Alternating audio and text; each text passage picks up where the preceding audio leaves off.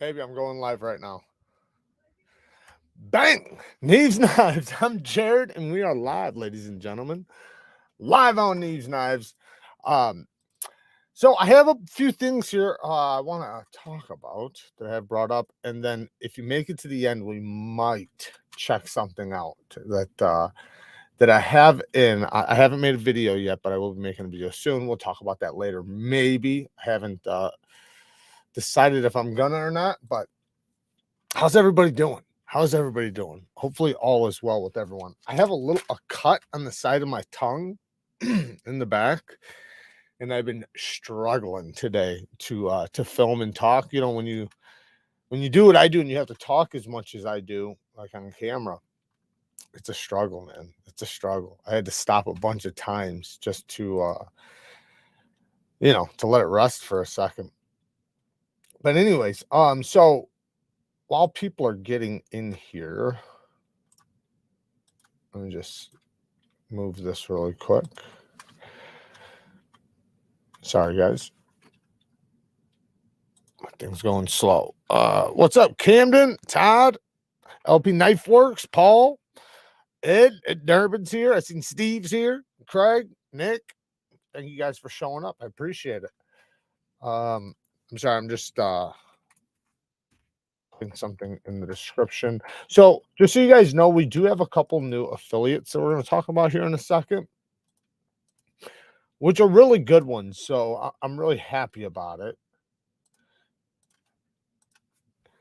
And somebody did kind of tell me as they went through my my Neevesknives store, and it 100% needs to be updated. So within the next couple of days, I'm definitely going to update it and put all new stuff in there. It has not been updated in a long time, but we now have an affiliate with HAPSTONE. So HAPSTONE has, if you guys don't know, let's just pull it up really quick. And I'm not sure. I might have put. Let me make sure. I think I put it in the description. Oh no, I didn't.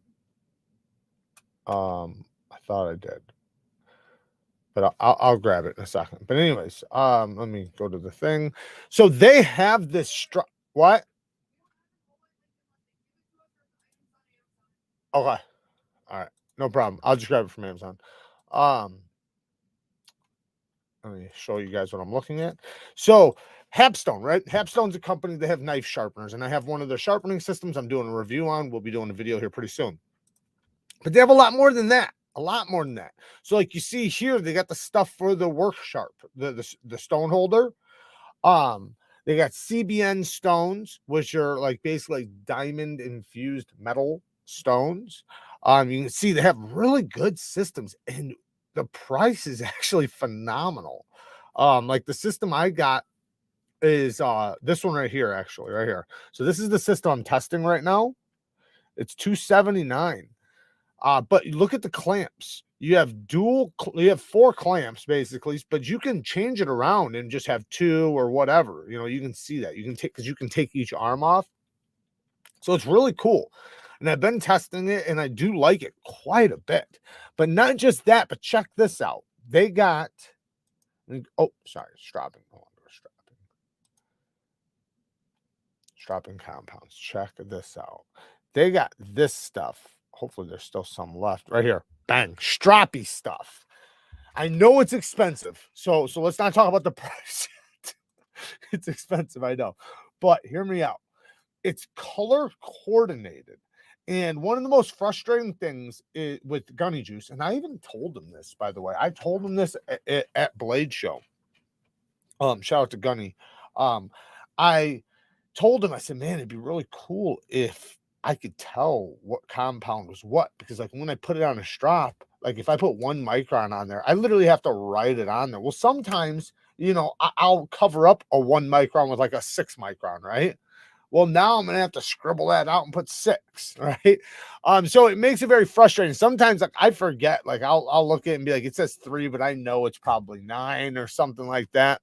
So it gets frustrating. But with this stuff, it's color coordinated. So you never have to worry about putting the wrong stuff on whatever strap. because each one comes with a different color. Like I said, I know it's expensive. Let's look at what Gunny Juice is here. Gunny Juice is $29, so you know, that's kind of expensive too. But like I said, the big difference is it's not color coordinated. Both of them are diamond, so they both work great. By the way, they're both phenomenal. Both of them dry very fast. Like they are, as far as right now goes. I've tried probably, I don't know, 24 different stropping compounds, and they are the best. Both of these, I would consider them equally as good, except for stroppy stuff has the color coordination. So I would say the stroppy stuff is slightly better for that reason. Now, the Veneve stuff I've tried. The one cool thing about the Veneve stuff is they got some fucking aggressive stuff. Like I got some stuff from Veneve. It's black. When you put it on your strop, it's like sandpaper, and it's diamonds. It is so aggressive. I feel like I could sharpen with it, like on like a stone. That's it. I mean, it's almost too aggressive. And it's scary using something that aggressive because you can scratch your knife easily using that stuff. Now I like it though, but you just want to be careful with it. Best aftermarket scales for Manix 2. I would say use my affiliate link to Original Goat down in the description. Original Goat. That's where I would go if I was you. I just got my set, the aluminum ones. I'm not sure if they have titanium ones yet. I think they only have aluminum right now. If you want titanium, I had Flytanium and then Net and Boss. Net and Boss is pretty good. You can get those on eBay. But I'm loving these aluminum ones. And one thing I really like about them, takes out the barrel spacer, and it makes it a clamshell construction. This is, and I know it's small. Like you look at it like, okay, it's just a clamshell construction, but in the hand, it feels completely different because of the way how this is kind of contoured. It's a lot more comfortable in the hand, like when I'm like really bearing down. So, yeah, I'm loving. And this is another thing. While it's solid as can be, right? Super solid, and they are linerless, I believe. Yeah, they're completely linerless. They are hollowed out, so they're super lightweight. So they're extremely tough and strong, but very lightweight, like super lightweight. So with my other one that's titanium, it's heavy. This one's like, I literally carry it as a lightweight now. So that's what I would do if I was your Cody. I seen Cue Ball came in the house. What's up, Cue Ball? Been a member for 17 months. Talk about loyalty, man. Thank you, man. Hope everyone's having a great evening. I hope you're having a great evening. Dan has a dilemma. He bought a F-22 kickstop and loved it to death. 2 days later, the detent ball disappears. So I'm returning it for a refund. Should I rebuy it? Just rebuy it. I would rebuy it because listen, shit happens.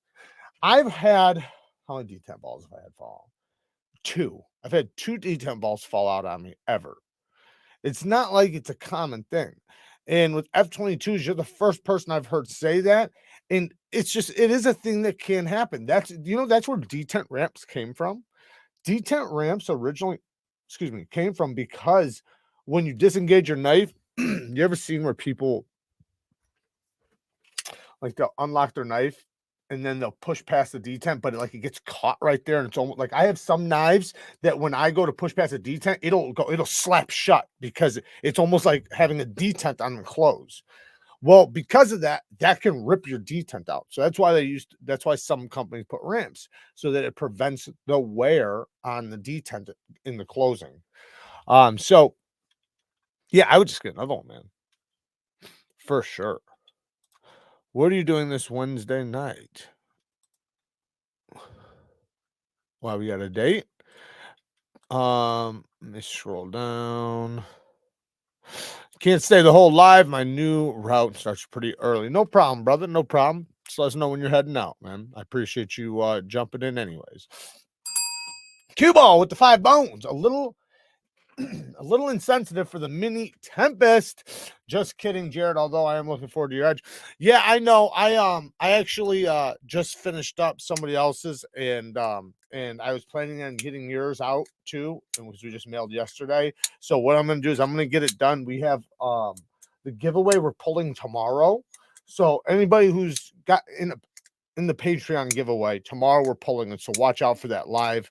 Make sure you see it. Sometimes you guys don't get the notifications, but it'll be tomorrow, and then I'm gonna sharpen up your knife and then get it sent out to you when we mail that, which will probably be within 4 or 5 days or something, as soon as the people collect. But but yeah, it's a beautiful knife, and the knife he's talking about is this sucker right here. His version's a black one with the clip point, the buoy, but same knife. These are so good.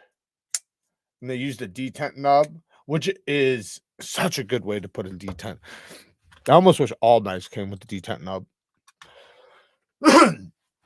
Excuse me. Cutting Board Reviews says, hey, can you talk about Olamic knives? Nobody ever talks about them, and I'm dying to find out why. Do I have it right here?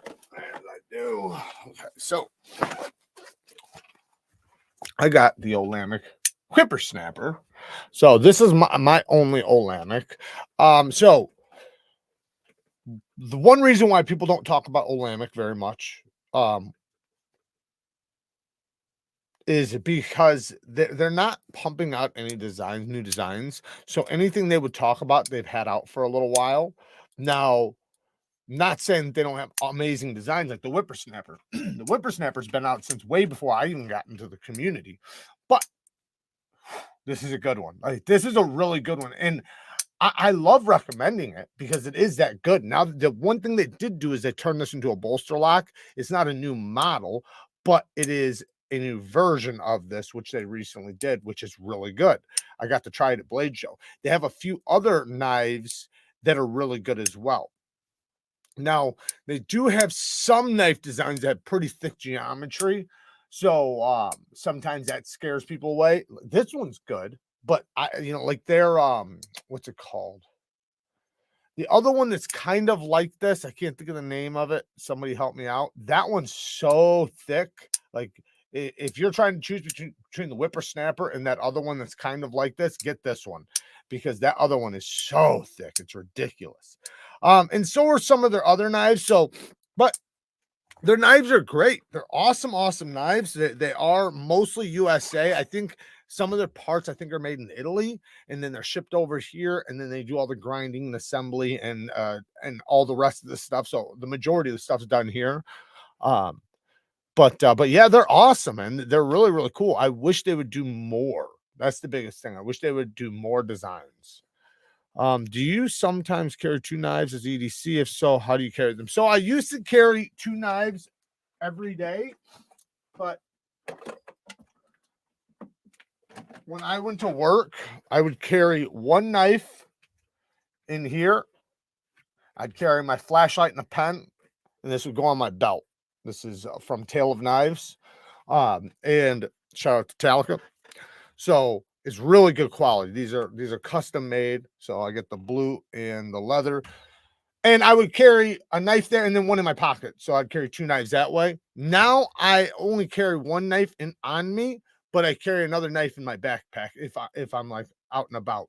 But like if I'm out jogging or out walking or something like that, or just out and about, and I don't have my bag, I just have the one on me right now. So, but I used to always carry 2. But like I said, the way I did it was I had 1 on the hip, 1 in the pocket. But I needed it though, because I would go through my day and like at work, there were days where I would wear out both my edges on both of my knives. So in a lot of cases, I had an extra one in my bag. So I'd have like 3.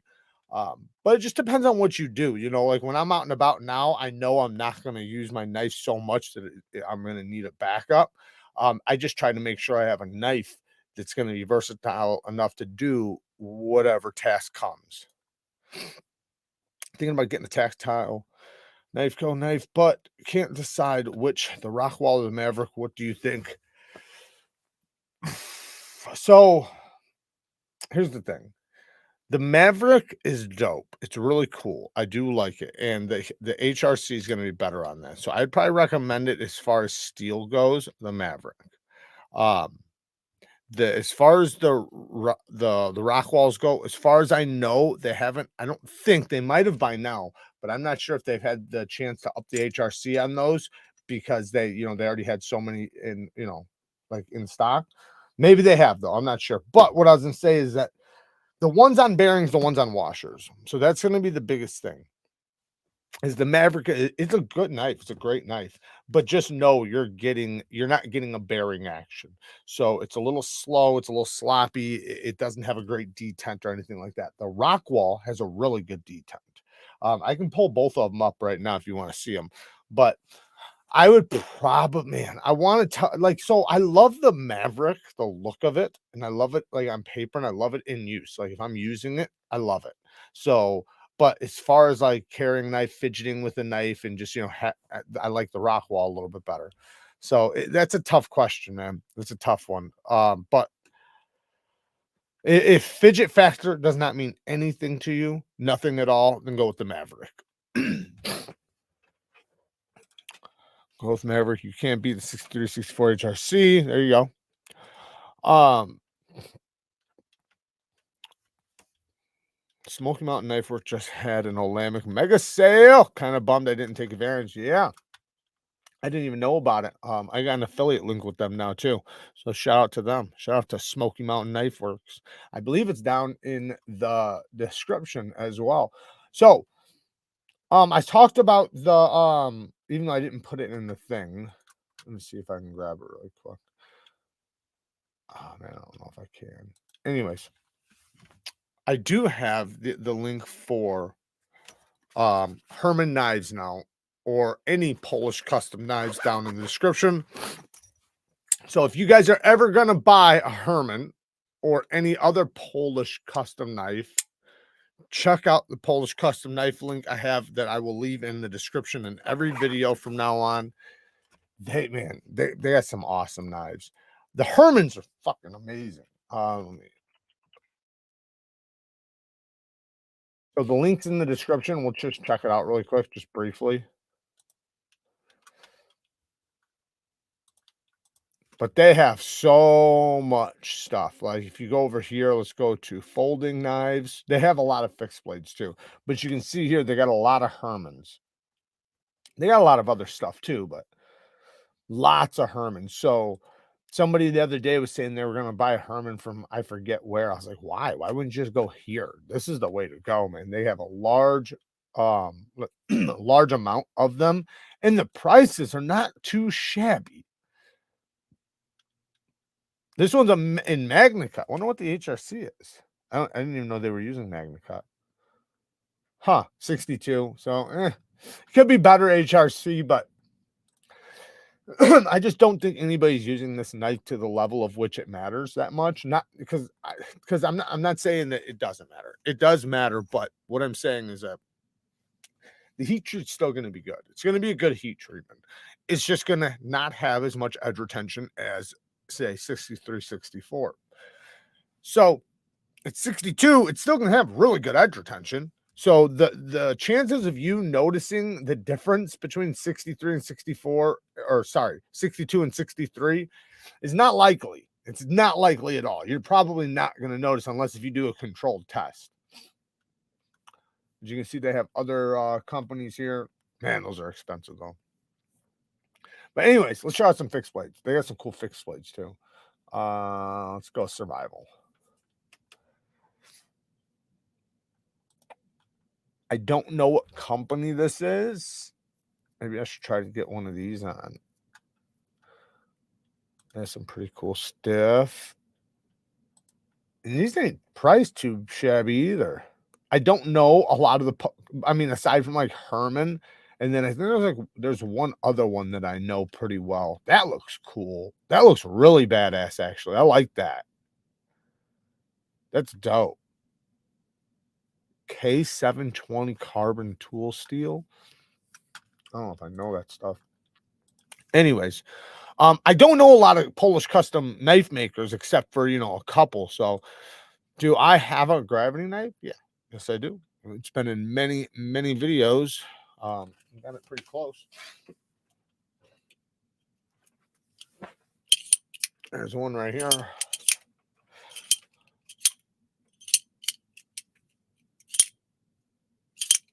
I have a bunch of gravity knives. So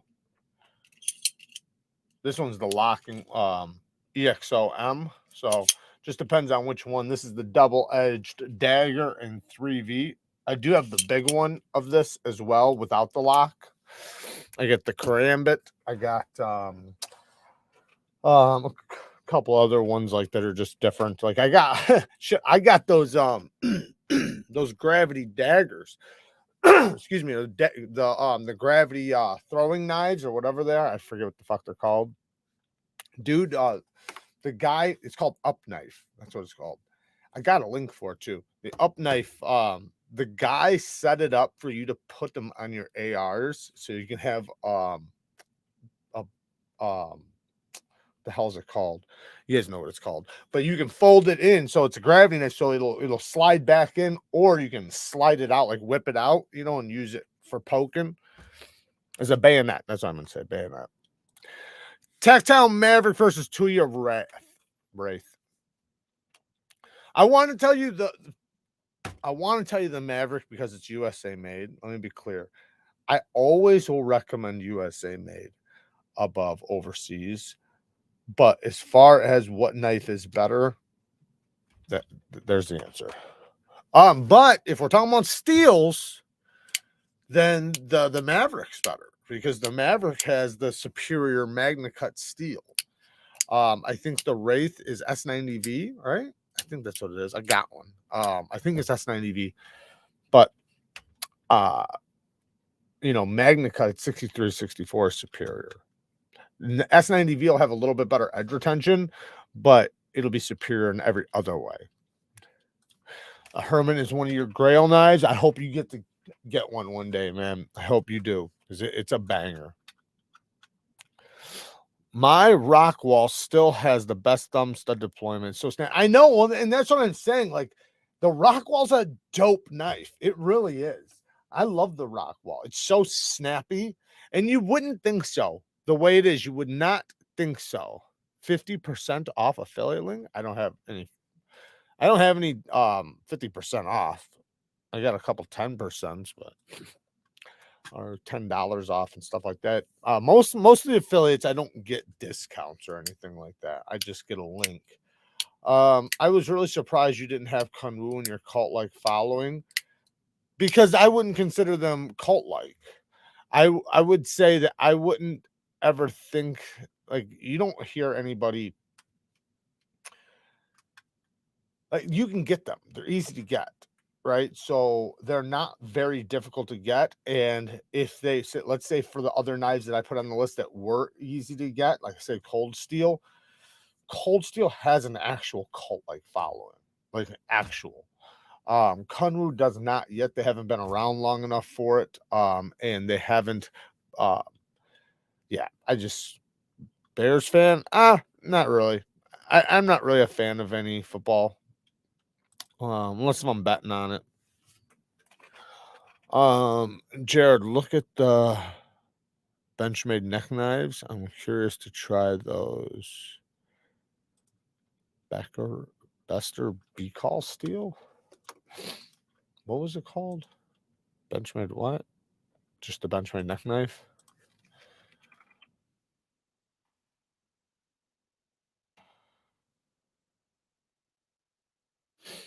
I'm guessing this is what you're talking about. This is just S30D. I'm guessing this is not what you're talking about.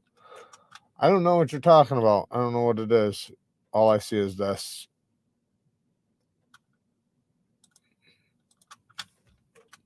So I'm guessing that's not it. Oh, it's a neck knife. Excuse me. Got a Microtech brachial a week ago. Spring is ridiculously powerful. I love it. Also got a like new box, K-Joy Satin 20 CV in neon green, G10 last week. Got the full set of those now. 4 knives. Hell yeah. Good for you. If I'd stop buying $200 to $300 knives, I could buy a Herman. That's usually what it takes, right? It does take you saying, all right, I'm gonna not buy 2 knives for 1 knife. Now, I will give you guys a little heads up. Something's dropping tomorrow that you're not gonna want to miss. So Stay tuned for that. Stay tuned for that. Any thoughts on the mini areas? So I almost put Koenig on there. That was the one company. So let me just be clear what happened. I'm having this tongue problem, right? Because I have a cut tongue. So it was very difficult for me to record this video. And I had multiple other videos I had to record at the same time. So I was like, I was pushing the limits of what I could do. And my microphone went dead. And so I didn't have my microphone. And then I recorded. You guys didn't even see the full video, to be honest. The full video, there was like 3 or 4 other knives on the list. I had to cut them out because I didn't know my microphone went dead on the other side. So, and it didn't give me a signal or anything. It just goes dead. So it didn't have any audio. And I didn't have time to refilm it. So I refilmed just one of them, cut the rest of it out, and just put the video together. And so, but otherwise, the areas would have been in that video earlier. And I do think the mini area says badass. EXOM is sweet. Got the LMAX drop point, and I like it a lot. Hell yeah. Hells yeah. Yeah, I got the LMAX big one. Just anodized my full size blue EXO with the Nebula carbon. It looks great. Fuck yeah. Hell yeah. That's dope. Yeah, these things would be, it'd be cool to see one like polished and anodized. That'd be dope. Seriously, like, because it doesn't, is this blasted or stone washed? I think it's blasted. I'm gonna say it's blasted, but it's not like a heavy blast. Like, it's not like a Sebenza, right? Sebenza uses, I think, an aluminum oxide blast, and it's heavy, like it feels like sandpaper. This is nice and smooth. So this would not take much effort to polish, aside from like some of these other little parts. But yeah, man, this would be badass polished up and then anodized. That'd be, because then you get those super bright colors. All right, I gotta catch up. Sorry, guys. All right. So if you guys said anything and you guys meant for me to see it, I'm sorry. Was Chair French kissing? So just repeat it if you said something that I didn't catch. You don't have to tell us how the knife tastes in your review. It's funny. No, I was eating something that had like a piece of like sharp bone in it or something. I don't know if it was sharp bone, but that's what I'm guessing it was. And it got me right in the back too, like all the way in the back, like almost underneath it, right on the side. So every time I talk, it rubs my teeth. Oh man, it fucking sucks. I'm hanging in there though, man. Hanging in there. Pretty sure Kunwu has been around the same, if not long. Well, yeah, the Null Knives for sure, yeah. But what I was saying is that like Cold Steel is what I was comparing it to. But what I would say is that yes, they have been around as long or not, if not longer, but their knives are better. Like, okay, my example, right? Kunwu versus Riat. Who's better? Riat, right? All Null Knives are Riats, so it's Riat. Now Null Knives does the designs, which we're going to talk about them actually. Let's talk about them. So they do have a pre-order going on right now for this guy, the Raikou, and then I have the Voodoo somewhere. I have the Voodoo, but anyways, the Voodoo's so dope. He does such a good job. Every single one of his designs have literally knocked it out of the park. You can tell he's a perfectionist, and that's what I like about him. I like that. Same thing with Varga. And Varga, if you guys watch that video, I'm sure you guys already heard me say Varga's got a pre-order opened up too for the small and the large. And the thing is the small is still a full-size knife. This is the small. Look at this. Look at my hand. This is a full-size knife. I still can choke up, and I don't need to. This is a full-size knife, but this is the small. So that's dope. This is a perfect small knife. And then the big one's a great size too. It's not too big. It's literally a perfect large knife. And so you can get the small or the large. Let's check out the large. So you can see. So here's the large. It's a little bit sleeker, a little bit slimmer, but it's quite a bit longer. He also added a nice little cutout for the lock bar this time, which I wish mine had that because I got to return these. But you guys can get those right now. Shout out to Null Knives. But yeah, I would just say Kunwu, while they are really good and I do like what they have, I'm not, anybody who didn't show up there doesn't mean I don't like them. The point of the video was just basically knives that are in your collection that you would kind of show people if you had a knife collector come by, right? If you had a knife collector come by, what would be like the pinnacle of your knife collection? What are a few knives you'd pull out to show people, right? Like what's a knife you'd maybe take with you if you were going to pack up like 6 knives and bring it to a party to show people? What knives are you putting in those bags that are from your collection? These are knives that are in people's collections that are highly regarded. They hold value. They're wanted by the majority of knife collectors. The majority of knife collectors would not turn one down. You know what I mean? So, and I wouldn't put Kunwu in there. Now, I would, to be honest, I would say the majority of knife collectors don't even know Kunwu. Like if you asked, say, people that collect Holtz, who Koenig is, every one of them will know who Koenig is. Every single one of them. But if you asked every single one of them who was Kunwu, half of them wouldn't know. So how could it have a cult-like following, you know? So that's kind of where I was going. That doesn't mean they're not great. They are fucking amazing. I like them a lot. I show them all the time. I have a bunch of them. So same thing with a lot of other knife companies I would love to show. Hey, Jared, what's your holy trinity in 2003? Koenig Arius, Oz Machine Co. Rosie, and third, I'm asking because MC did a holy trinity vid 2-3 years ago. Would like your opinion. Thanks. I don't know, man. I'd have to really think about that.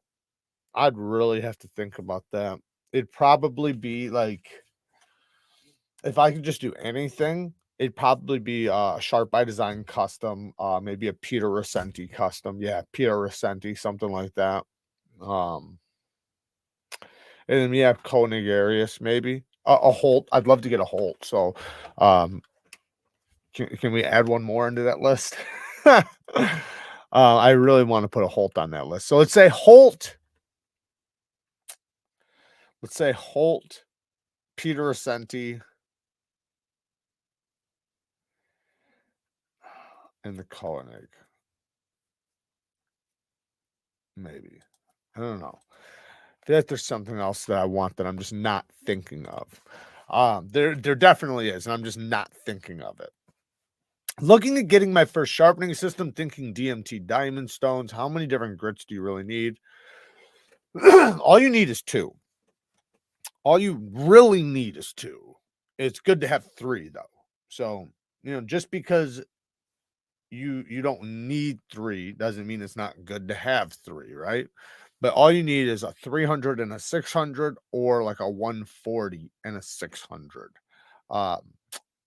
I would recommend getting like a 140, a 600, and a 1200, or what I like the best is like a 140 and then like a 300 and then like a 600. It gets you a tight group. That way your 600s it seems kind of finer.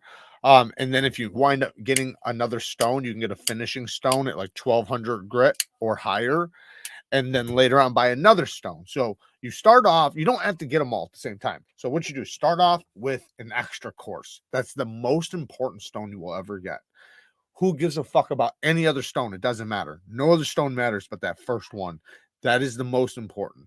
And that is something that most people getting into knife sharpening do not understand. They think they need the 1000 grit. They think they need the 2000 grit or the 5000 grit. Fuck those. All you need is a 300 grit. If you have a 300 grit, you're ready. If you don't have a 300 grit, it doesn't matter if you have 1000 grit. You can have 1000 grit stone all you want. It doesn't matter because it ain't going to work. You need to have the reprofiling stone, the stone that's actually going to sharpen your knife. The other stones are there to finish to create a finish.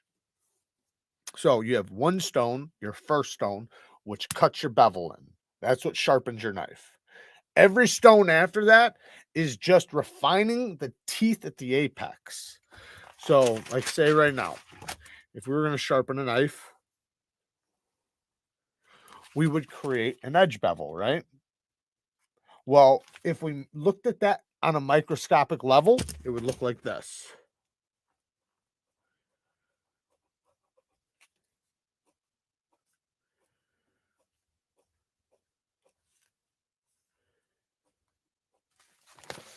Micro serrations. That's what the edge would look like. So that'd be your first stone.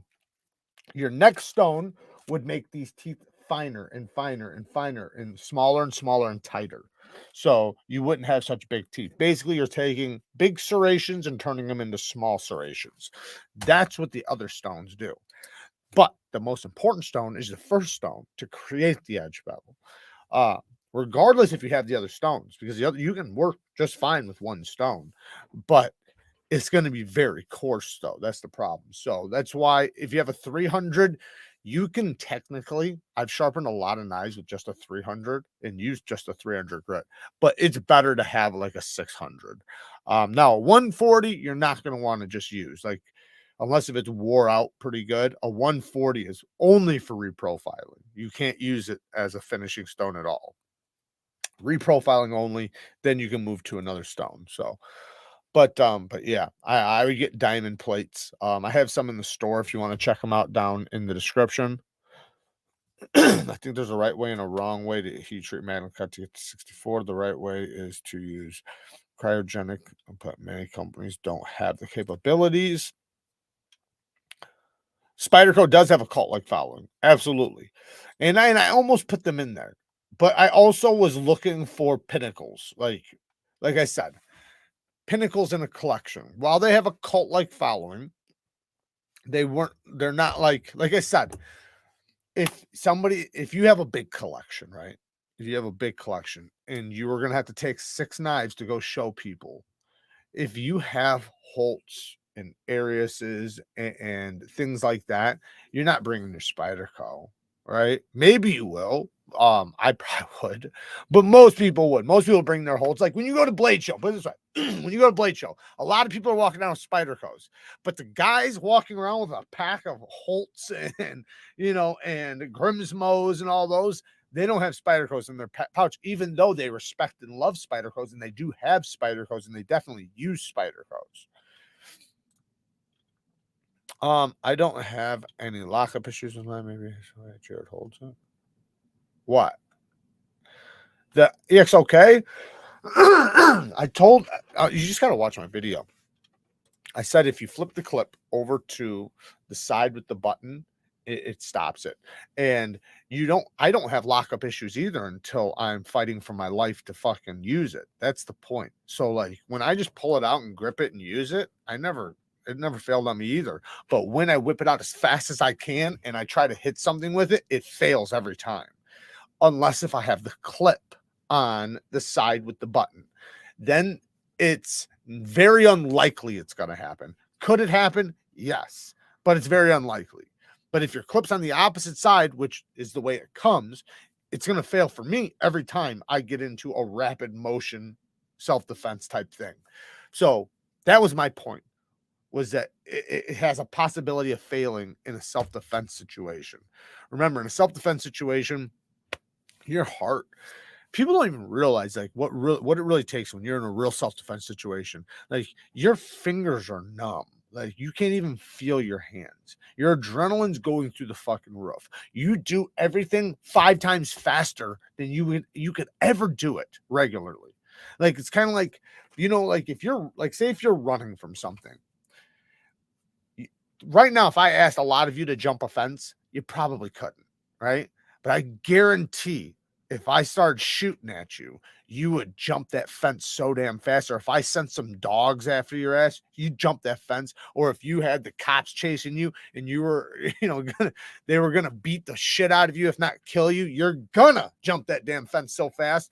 Well, it's the same type of concept. Like when you draw a blade from a self-defense situation, you're gonna do it so fast and so rapid, you're probably gonna drop it. Right? That's why training matters. So you stay relaxed and you stay calm and you take it out, calmly. Because calm is efficient. That's your biggest threat is your energy, because you're going to try doing it so fast, you're going to drop it, you're going to fumble. And like I said, and when you whip that thing out and you get it in the action, then you go to cut something, your hand grips around the end of it because of you rapidly grabbing it. So anyways, Spanky, he's been a member for 18 months. Slow is smooth, smooth is fast. Adrenaline, yes, exactly. Said it perfectly. Yes, exactly. And that's something that a lot of people don't realize that they have to do. And like when you're in the situation, what happens is your brain naturally says, and this is where, and I'm going to explain why training is so important. So when you're in a situation, your brain tells you, I have to go fast, do this fast, because say if somebody's there, right, you don't want them to get the jump on you, right? Let's say they already do have the jump on you. You don't want them to see you, you don't want them to get the shot off, you don't want them to react. You want to be able to do whatever the thing is rapidly so that they don't catch it, right? But when you're training, what you train for isn't necessarily the doing it. You're training for time. What is the reaction time of you seeing me, right? What's the reaction time of you seeing me go for something and then reacting to it and then you going for your thing, right? Because I think there's like a 1.5 to 2.3 second between a brain seeing it and reacting, like the reaction time. So like I have to like when you start doing something, my brain's gonna see it, my eyes will see it, then my brain will signal to me you're doing this, and then I react, right? But so a lot of times, like during an adrenaline dump, you're gonna go so much faster than you need to, like than what I can even respond to, but you don't realize that. So then what happens? You do get it out fast, but then you whip it across the room or something because you have the adrenaline dump. Or but like he just said, if you're very calm, and you, like I said, and you do the training, you'll do it like in a way to where you can do it faster without being too fast. So you're doing it in the efficient time, but you're getting a grip good. Your reaction time just gets better and better and better, basically, without fail. Sorry, reaction time gets better and better without failure. Shepard, thank you for the 5 bones. Bought a KIZER Boo Guy in a day, has developed some detent lash. Ooh, that sucks. I hate that. The detent is strong, but the wiggle is a lot and drives me nuts. Normal or return? So first off, check the hardware, because there's sometimes it's just the hardware. So I would check the hardware, make sure everything is tight, like the pivot and everything else. I'm just trying to look at it. I got one. I just want to take a quick look at it and see what I see really quick. Where's the other side? Yeah, there's only 3 screws. So make sure you check the bottom screws by the clip, especially those. Check those. Make sure they're tight, because what tends to happen sometimes is the scales will go like this, or it'll go this way. So check that. And if that doesn't help, yeah, just return it. Definitely return it, because it's just going to get more aggravating. It happens though, it happens. There's not much you can do about it. So the one thing I would, and you said your detent is strong already, so the detent hole is too big. Didn't mean to copy his message. He beat me to it. Thank you for the 2 bones. I appreciate it. Slow is smooth, smooth is fast. Thank you for the 2 bones. But you're right though, and that's true. I wish everybody would have said it because it's something that everybody should hear and know. But the problem is that people will read it, but not necessarily understand it. You know, you can read something. It's kind of, there's so many things we've all fucking heard our whole life. And then finally you get into a situation, or it doesn't matter what it is. It can be something that has nothing to do with anything, but just you wind up doing something. Then you're like, oh, I guess that's what that meant, you know? Like your parents saying something to you your whole life. And then finally, when you start paying bills or start doing this or that, you're like, oh yeah, okay, this is what they meant, you know? It's kind of like that. But you know, as much as you hear it, it doesn't matter unless if you start training for it and start doing it. Then you start, that's when you start realizing how important those words are. Thanks for always answering my questions. What's the difference between the diamond stones with the hole type pattern and the ones that look like plain plates? So I wouldn't get the ones with the holes. Get the ones that are plain plates. So the difference is less diamonds. That's the big difference. So technically the holes are supposed to trap the metal particles. That's basically what it's supposed to do. It doesn't matter because diamond plates, the metal particles just dust off. It doesn't matter. You can rinse them off if you want, but you don't have to. You can just dust them off. I never even put water on my diamond plates. So I personally, I would say stay away from the ones with the holes. Not saying they don't work. And if you have them, use them. They work just the same. They just wear out faster. That's the big difference. Get the ones with the plates. Get big plates too if you can. Bigger the better. If you can't afford the big ones, get the smaller ones. But the bigger ones do last longer. The best ones are going to be a Toma. If you can't afford a Toma, because they are fucking expensive. If you can't afford a Toma, then get Ultra Sharp. Ultra Sharps are very, very affordable, and they're just like DMTs. But they're going to wear out a lot faster than an Atoma, though. So Atomas are well worth the money. When I say fucking expensive, I'm not saying it's expensive for what you're getting. I'm just saying it's more expensive than other stones. But they last. They're long lasting diamond plates because they're in clusters. That's the difference. Atoma uses clusters of diamonds, while a regular diamond plate just has a thin layer over the surface. So it's literally just like the same amount over the entire surface, where Atoma has little mounds built up of diamonds, and you can actually see it. What is a good edge angle I can put on a Kershaw Emerson using the Work Sharp sharpener? Which Work Sharp? If it's the Pro, then I would say go like 20 degrees. If it's the Pro, I'd go between 17 and 20 degrees. If it's the smaller one, if it's a smaller one, go like 25 degrees because it's going to take you so long to do it. The problem is the smaller one uses small stones, unless if you have the afterstone attachment that I always tell you guys to get. If you got the aftermarket stone holder attachment, then you can use different if you have different stones. But it just depends on what size stones you're using right now. Are they the 1x6 or are they the 1/2 inch by 4 inch? Because the 1/2 inch by 4 inch, go with a higher angle. Go with whatever angle's on the knife, which is probably 25 degrees per side. Torque says, hey, brother, your videos helped me out a lot. I picked up a Civivi Sokoke, and the fidget factor is excellent. Any similar $200 to $300 knives like it besides the Esprit? So it is a Ray Laconico design. So any Ray Laconico design. That's first off. So Ray Laconico designs.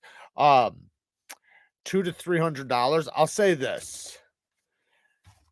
You mean similar like with front flipper and thumb studs, or do you just mean like similar profile? Um, yes, yes. But this does not have, it has, instead of thumb studs, it has the hole. Get the oh, I don't have it here. Just give me 1 second. I'm gonna grab it for you.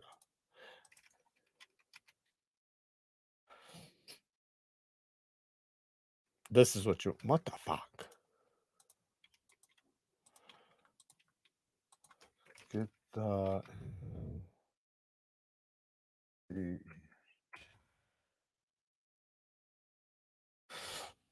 Wow, this is wow. This should have it's I mean, it's not a spear point, it's a drop point, but and if you don't like this, I can give you something different. But this is a good one. I just dropped it in the bottom of the chat. So Jared, I'm watching Neevesknives instead of streaming. You're watching Neevesknives instead of streaming? Light bulb moments are the best. Yes, they are. Yes, they are. But there's a lot of them, Torque. There's a lot of knives like that. So I'm trying to think of another one just right at the top of the dome. But I'm struggling right this second. But I know there's a lot of them. I know there is. You took the one that I was going to tell you away from me. So, Jared, what's the meaning of life? To get fucked. I need a Null knife, and so do you. Check them out. Null Knives. What's up, Rochambeau? Null Knives is in the house. Is he? We were just he must his ears must have been ringing or something. There he is. Oh man. Thank you, man. Thank you so much. I appreciate that. I do appreciate that. And you're making me blush now. So thanks for that also. Null Knives. Man blush. Let's see here. What's up, Lacey? Says Jared, hope and a beautiful Kara doing well. Keep it killing it. I'll be in the stream listening while I'm sharpening. Very cool, very cool. Shout out to Lacey. Success. The blade finish on the Spyderco Slish sway back is freaking gorgeous. Yeah, the Slish buoy is too. It's like a mirrored stonewash. I think what it is, and I'm not sure how long it takes, but there are some like stone washers that like they get tumbled for like 2 days. I think that's what that is. Or maybe it's mirror polished and then stone washed, because there is that too. Like that's what Knife Matters does, which it looks beautiful. So I'm with you, man. I love that. It's one of my favorite finishes, actually. Is that high? It's not polished, but it's like it's such a it's like a polish, but with a stone wash over it. But it's so reflective, like you can actually see through it. Like it's actually reflective, but it has the stone wash, and it works so well for cutting because the surface is so smooth.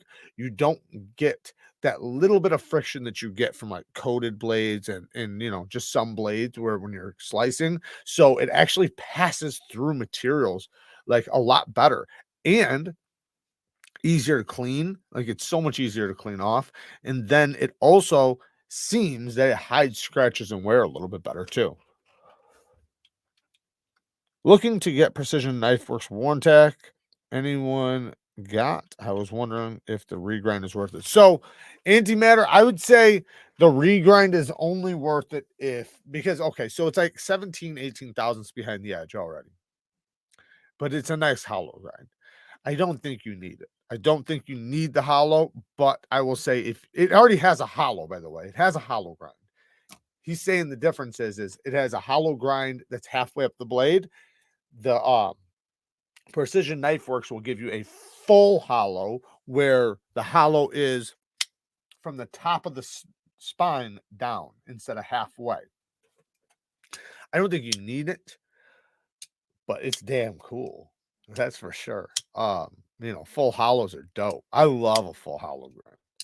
But I don't think you need it because it is already a hollow. It cuts like a beast. It's already a freaking laser. 18 thousandths behind the edge, but it's a hollow grind. So it's a beautiful grind. And in the because it's a Warney, that thing is a utility cutting beast.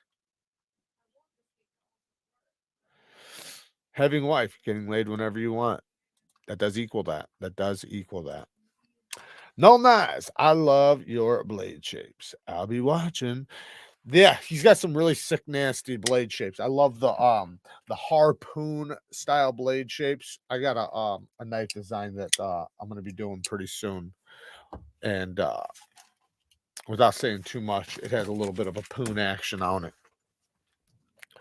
The worn tech takes a little bit to be fully smooth, but the thing gets really drop shutty with enough use. So mine's smooth. It's not drop shutty, but I don't care if it's drop shutty. What I care about is that reverse flicking snap, which it has.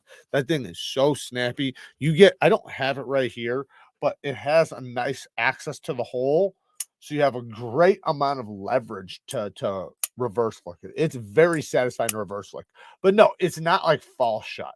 It's more of a two shaker. It's a two shake. She might be. I don't know. I can hear her playing her game. But she's usually lurking. Civivi Vision FG versus AD 20.5. Thoughts, opinions.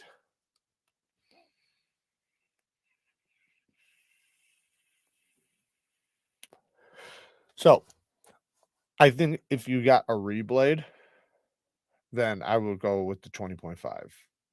If you had a reblade. With factory, let's say it's just from the factory, I think the Vision FG is way better. It's slicier, it's lighter, it's better. Like something about it. So I don't want to hold this against them. I really don't, because I've had a few in and I've sharpened them, but the first one I got, it had a bad heat treatment. Like not soft, bad, a bad heat treatment. So that kind of left a bad taste in my mouth.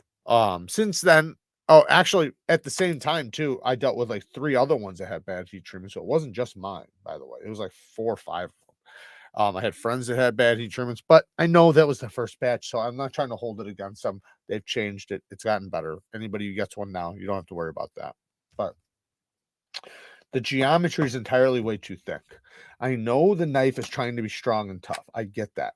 The locking system is a tough lock. They're trying to hold true to the strength, but it just doesn't make sense to me to be that strong. Now, I want the lock to be that strong. But I don't want the blade to be that damn strong. I want the blade to be slicey, because the knife's just it's not like you're holding on to a damn a cold steel, right? So it's a slim, smaller handle.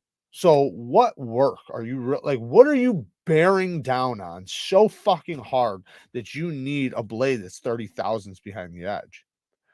So to me, that's one reason why unless if you get a regrind on it, like if you send it in and get a regrind or a reblade, then it's dope. But the blade is just entirely way too thick behind the edge. The geometry sucks on that thing. And then when you start sharpening it, holy shit. It gets really thick quick. You just told me what to do. Bad boy boots. Shout to bad boy boots.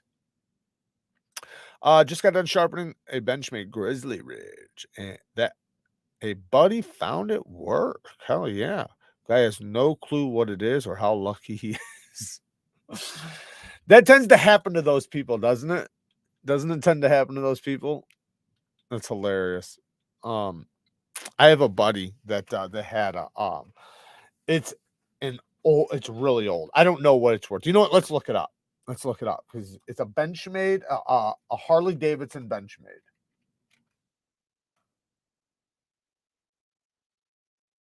It's old. Like it was really, really old. I don't think this is even that. Saying 2012 catalog. Oh, I think this is it actually. It's something like this. Let me just show you guys. And it's beat up, it is beat up. So I don't know if it's worth anything because of how beat up it is. But it's like this one right here, the black and silver. Hardtail, mini hardtail. But yeah, it's similar to this, I think. But are these Benchmades? I can't tell. It does say Benchmade on there, and it has the Benchmade clip on it too. Can't tell if those have that. This is, yeah, Harley Davidson Benchmade, yeah. But he didn't. I mean, I guess he knows what he has now because I've talked to him and he had heard of Benchmade before, but he didn't realize like that's probably like a huge collector piece. But whoever had it before him beat the fucking shit out of it. Too bad, like I don't know how the warranty with those stretches out to those types of knives.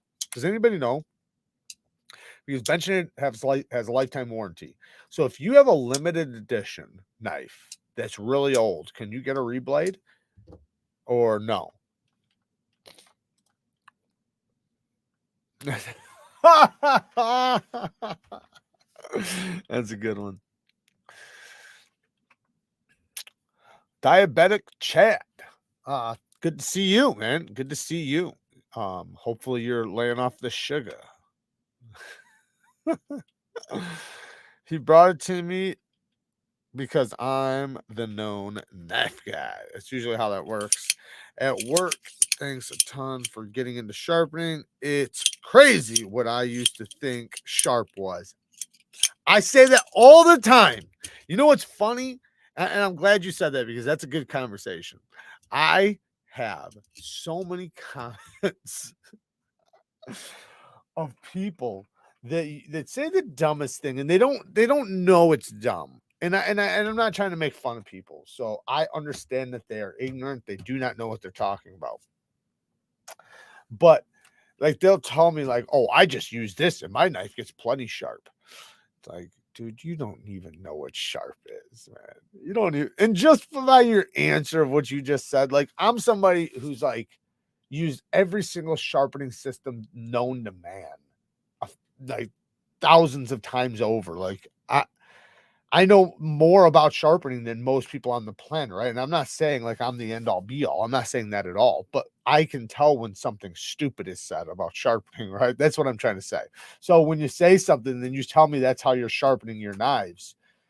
That instantly tells me how dull your knives are or how bad your knives are. So to brag about it or to sit there and argue with me about sharpening a certain way or doing something a certain way or whatever, and then telling me I do this and my knives are fine, they cut just fine, or one person said sharp enough, what do you say, like sharp as a razor or something like that, something to where it made it sound like it was extremely sharp. And it's like, I don't know about that. I'm kind of, and I usually say that like I'm kind of curious what your definition of sharp is. Because if I had to guess, it's not as sharp as you think it is. Like, and if you actually seen sharp, you would realize how dull your knife is. And depending on the way you sharpen your knife will determine how long that edge lasts. Like sometimes I'll make and I want to be clear. There's a difference between sharpness and quality, right? So, like the best tester, right? The best sharpness tester, it tests sharpness, right? Well, I can sharpen a knife that's like on another level of sharp, right? Like it's so sharp that it's like gets in the most insane numbers. But that doesn't mean it's quality edge. It's actually probably a bad edge. So while it has ridiculous levels of sharpness, it's not a quality edge. It's going to microchip, could possibly roll, things like that, right? So that's why there's that balance between toughness and keenness, right? You don't want to go too keen because then it's fragile. You don't want to go too tough because then it doesn't cut for shit.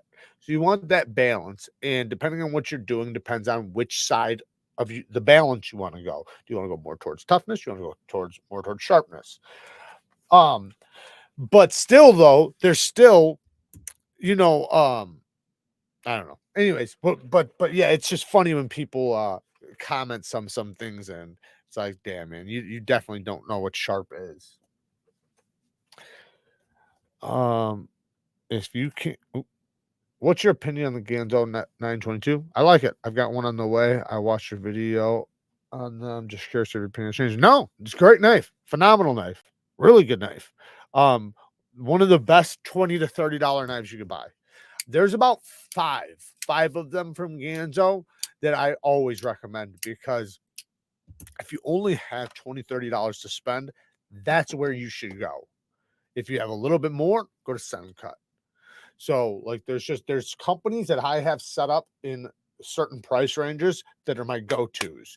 Now, once you start stepping it up, that's when it's like you have a bunch to choose from. But when you're down that low, you're looking for the best you can get for that money, right? Like if you're talking about $400, there's a lot of fucking competition. But when you're down that low, there's not a lot of competition for what's really, really good. And that's one of them that's really good. If you can hone your edge at the bottom of a ceramic cup, you need to smack that like button right now. 133 people watching, only 77 likes. What's going on here? They're cheating me, man. They're cheating me. Jared, I'm going to send you a 3-inch ball bearing. Oh, it's hilarious. Yes, it's always fun when people think they create sharp edges. Then they get a great edge and that's sharp and well done. It's totally different ball game. Yes, it is. It's a completely different ball game. And oh yeah, and what I was trying to say was about edge retention was that you can have your edge set up for like maximum edge retention depending on what you're doing. So because like I get asked this a lot in this one particular video that got like 1 million views. It's just a short, so I didn't make any money off of it, but the comments are outrageous on there, and I've gotten this comment, the same comment, like 30 times, and it's always that because I took 2 knives, the same knife basically, and I sharpened one, and one had a factory edge, right? One was not very sharp, and the other one I sharpened and was really sharp, right? So the argument that I kept getting was that basically that, yeah, it's too sharp now, and now it's going to go dull fast, which is such an ignorant statement. The other edge is already dull, right? Because it's so obtuse, right? Because it's a factory edge at a high angle. It's already shit. So that edge is going to be dull fast. The new edge that's brand new, fresh off the stone, sharp as shit, is going to last like 50 times longer than the other one. So like to make that statement that, oh, this one's going to go dull now, while this one's not, the one, it's like, what? But they're thinking because it's at a low angle that it's going to be fragile. And it's like, that could be the case in some cases if it was too low of an angle for the steel and for that knife, which it absolutely was not. It wasn't even close to, I could have went lower of an angle. So it wasn't a good argument for that one. And it was S35 VN, which is a tough steel. Anyways, but I kept getting that damn comment, like as if like the sharp knife's going to go dull faster. Like one thing people got to understand too, this is another thing with edge retention. Now, I'm separating edge retention and toughness right now, just edge retention. With edge retention, the lower the angle, the more edge retention you're going to have. So the thinner behind the apex it is, the more edge retention you're going to have. Because as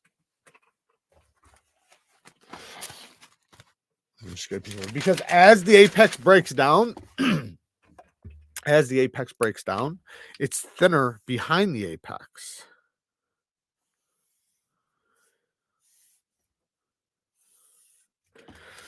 So let's take 2 edges, right? Low angle, high angle. This is obtuse. So this is a tough edge, right? This is super tough. This is super fine. It's not very tough, so it's brittle. So yes, if you smack a staple or a nail, it will chip, micro chip. This will handle smacking a staple, but as you're cutting cardboard and rope and the things that this knife will have no problem cutting either, it's going to start going dull, right? It's going to start wearing off. And as it wears off, now look at how thick it is behind the edge. Now, if I do the same thing to this one, look at how thin it is.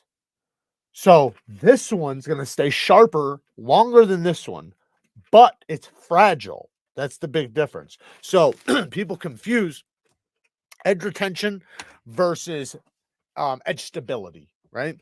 But like I said, as long as you're cutting regular shit and you're not trying to cut Coke cans and you know shit like that, you'll be just fine with a low angle edge. Paper, plastic, rope, cardboard, wood, things like that all go fine as long as the wood's not super hard wood and you're not prying in it and stuff. Wood's usually, you know, relatively soft compared to an edge. Later, take it easy, brother. Thank you for joining. I do appreciate it. And shout out to Null Knives. Like I was telling you guys earlier, he does have the Raikou for pre-order, if it'll focus. And there is going to be a couple little tiny changes, but all the changes are only for the better. So definitely go and check that out. It's a good one. It's definitely a good one. Damn, Jared can draw some pretty straight lines. I suck. I do what I can. Great to have you. Arriving tomorrow. Microtech MSI. Is M390 hard to sharpen? So two things. One, and I don't want to piss you off. I have an MSI. I just want you to know that, James. I've had multiple because I gave some away to Patreons and stuff. I have my own. It's M390 MK steel. It's M390. That's what it is. But the thing is they run it soft. They do run it soft. So it's not as hard to sharpen as it could be if it was harder. However, that's actually not true because softer steel in most cases is actually more difficult than harder steels to sharpen. And that has to do with the burr and everything. But take away all of that, your problem is going to be the geometry, not the steel. So it's thick. That's the problem you're going to have. Don't go with, I mean, I don't know what system you have, but it's going to take a while to sharpen. So just pack your bags. That's it. You know, if you do a high angle, it'll be faster. If you do a low angle, it'll take longer. But no matter what, it's going to take a minute because it's thick. So unless if you do a super high angle, but it's fine. M390 is no problem to sharpen. You just need diamonds. Just use diamonds. It'll be just fine. M390 sharpens up just fine. Every steel sharpens up just fine. There's some steels that are a little bit more finicky than others, and there's some that take longer, but they all sharpen up the same as far as what efforts you have to put in. But I'm sure you'll be just fine. I personally just wouldn't go too low of an angle unless if you're, you know, ready to spend some time sharpening. David's been a member for 8 months. Thank you for the support, man. I started watching you now. I get mine scary sharp. Hell yeah. I love to hear that. And hopefully more and more people get that because it is such an important thing to know. Like, and it's starting to, and I hate that it's starting to become a lost art. I really do. I think, I mean, it's just, maybe it's just my generation, but you know, it's smart to know how to sharpen your tools, right? And and especially like I know we're now like in the times of electronics and stuff like that. So, you know, we're not in need of hand tools as much as maybe were at one point, but that doesn't mean you're not going to have to at some point. You know what I mean? And a knife, all knives need sharpening. So it's not like something electrical is going to replace the knife. The knife will always be around. And think about it, the knife has been around since the beginning of time. We needed it to exist, and we still need it to exist. Still to this day, with iPhones and rockets going to the moon, we still rely on knives to survive. Dave Goodrich with the 5 bones. Silly question. I frequently have to pass through metal detectors. I hate not having a blade on me. Are any of those polymer knives worth the money? Cold Steel. Cold Steel's got some good ones. There's also some carbon fiber pokers. They're kind of like ice picks, but the Cold Steel ones are the ones you're gonna want. Those are pretty good. They're not like sharp, but they're pokey. And they're relatively sharp, but they're, you know, they're mostly for poking. And they'll definitely do damage. Like they're very hard, very strong. Like I've watched them tested. You'd be surprised how tough those things are.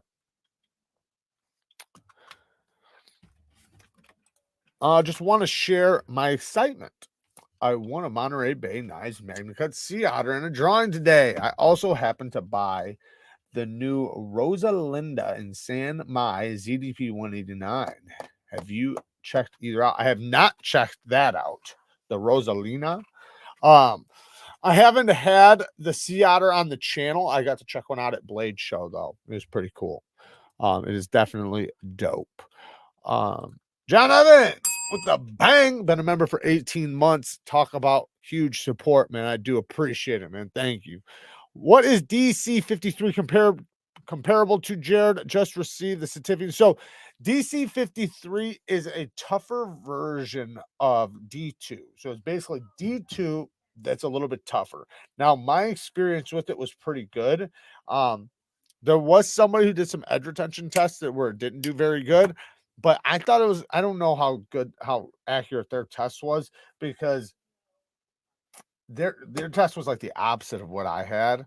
So might have been just that example they had, but from my experience, DC 53 went very well. Sharpens up really good, and it doesn't sharpen up anything like D2, by the way. I don't want to make it seem like it's like D2, because it felt completely different than D2.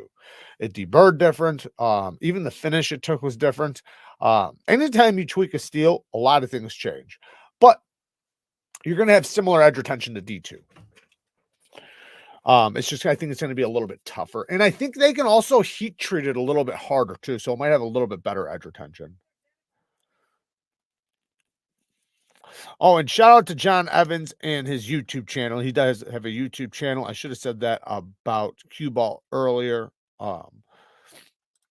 What about hair whittling sharp? I've been able to get an arm hair cutting edge from a coarse stone, but that seems to be the limit. Is it technique or time spent on the course?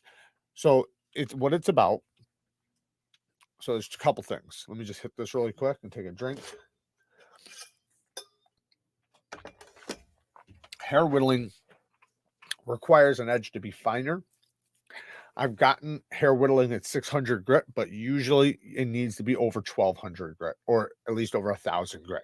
And the reason why is because the teeth, the saw teeth at the apex, as we were talking about earlier, the saw teeth have to be fine enough to catch the fiber of the hair. So there's fibers in a hair. Let me just draw a little thing really quick. So you have a hair strand and you have little fibers.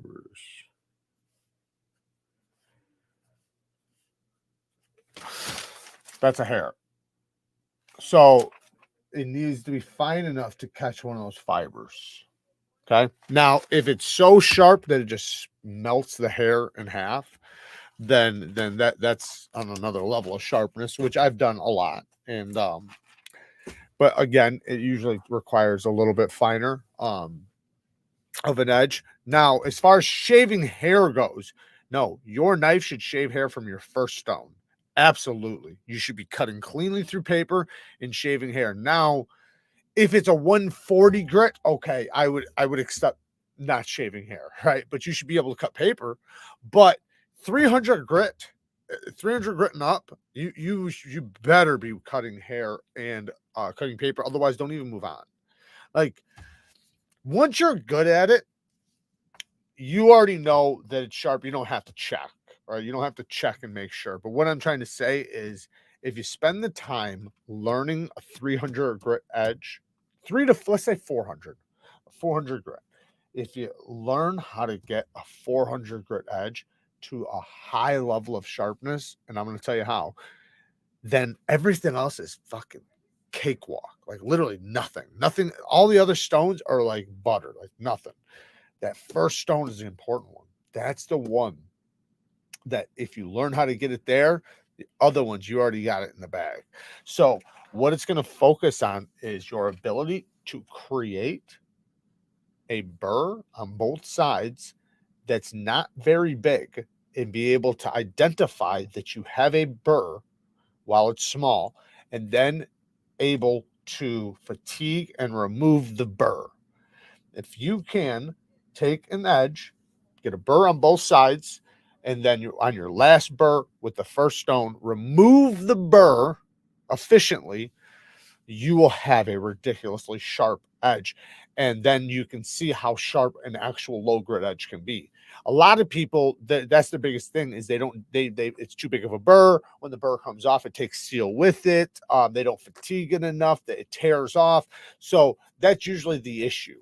So master the first stone. If you master the first stone, everything else, you realize when you master the first stone, you start like not even caring like whether or not you have any other stones, like, because you're just like, man, I can work with this just fine. This will last me, all day or whatever, just a good working edge.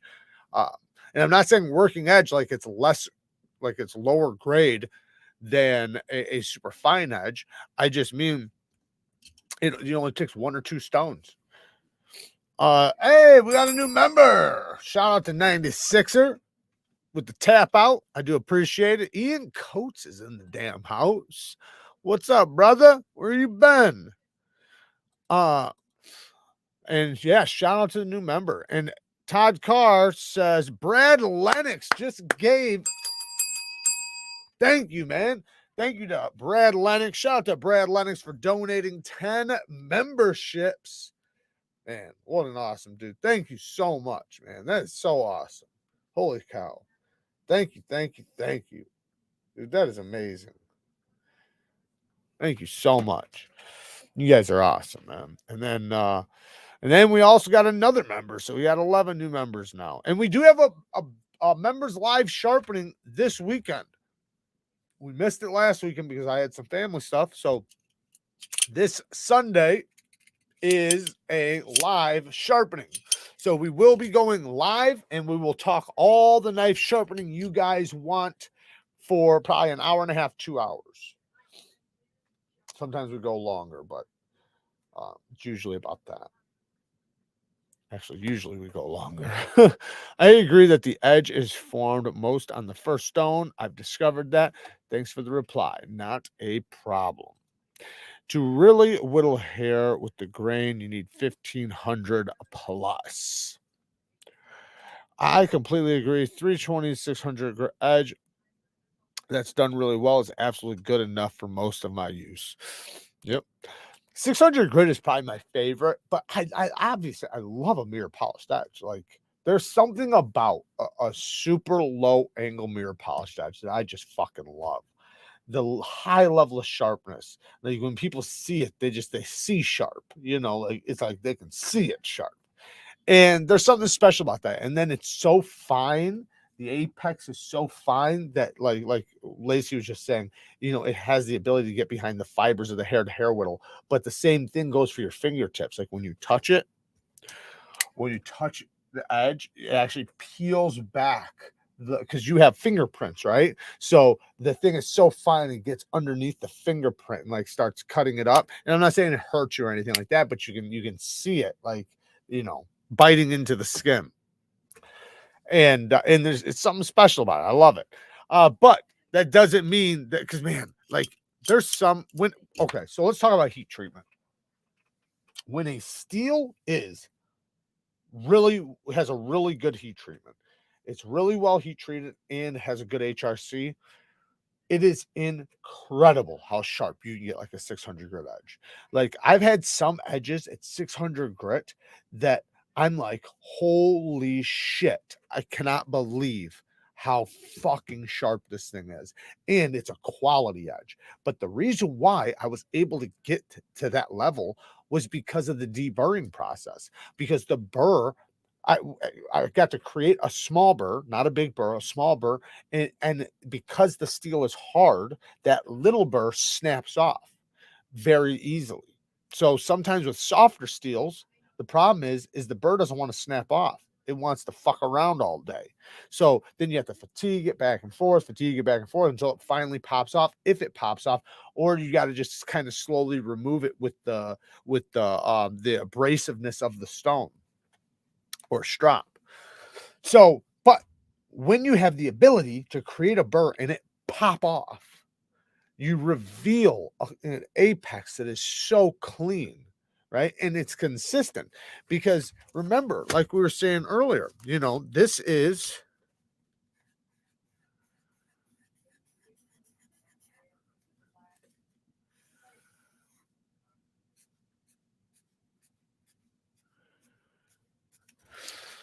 that's your edge, right? Your edge is saw teeth. So when that burr snaps off, it leaves a consistent sawtooth pattern rather than, say,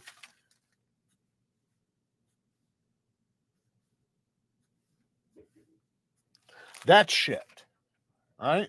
You don't want it to look like that. You want it to look like how it looked before. So when you can get it to look like that, that's when you can get those high level of sharpness. Let's go. I finally caught it live. Love the channel, man. Thank you, Steven. I appreciate you joining. Thank you so much. If you don't know the steel 600, correct, you can't go wrong with. Yes, that's always true. Yes, if you don't know the steel and don't know what edge it will take the best, 600 grit is the way to go. All steels take a good 600 grit edge. The only steel I would say that it wouldn't be the most optimal would be CPM 154. CPM 1 and AEBL, but CPM 154 especially. CPM 154, man, it is so fine to me. I don't even like going over 400 grit with that stuff. Like it's almost like when you're over 1,000 grit, it's already like polishing, and then not polishing in a good way, polishing in a bad way, meaning the teeth are gone. You don't have any bite. So the steels that are going to take a good polished edge are the steels that are able to take a polished edge without polishing the teeth off. So the teeth are left behind for bite. So it's like a sawtooth, right? But if they get polished off, then it's just slick. Then you're literally running your fingers back and forth, you know, like there's like nothing. Like you can just sit there and go like this back and forth because it's slick. So you want that level of bite. You want the micro serrations. Now, there's a difference between taking and holding, though.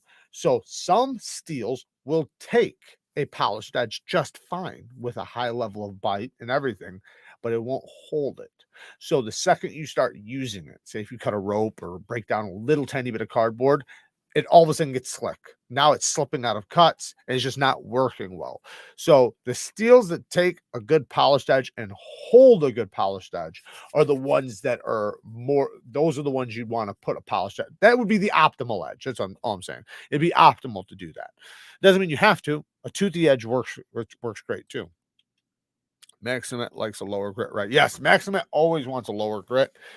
So the thing with Maxace, that's a great example of a steel that will absolutely take a beautiful mirror polish, but it will absolutely not hold it. Like that steel immediately loses all its teeth. I think, and this is just my brain working here. I don't know if this is 100% true, but I think what it is the steel is so hard that the micro teeth that are at the apex just snap right off, and it leaves a slick edge. That's what I think happens. So you want like 600 grit or lower, between like 4 and like 800 grit on Maxace. Todd says, I do like the finer edge of 1,000 grit minimum on my carving tools, depending on steels versus 400 or 600 grit, like the finish it gives when carving butter or carving better. Yeah, I can understand that. And that's always the thing too, is what are you doing? Right.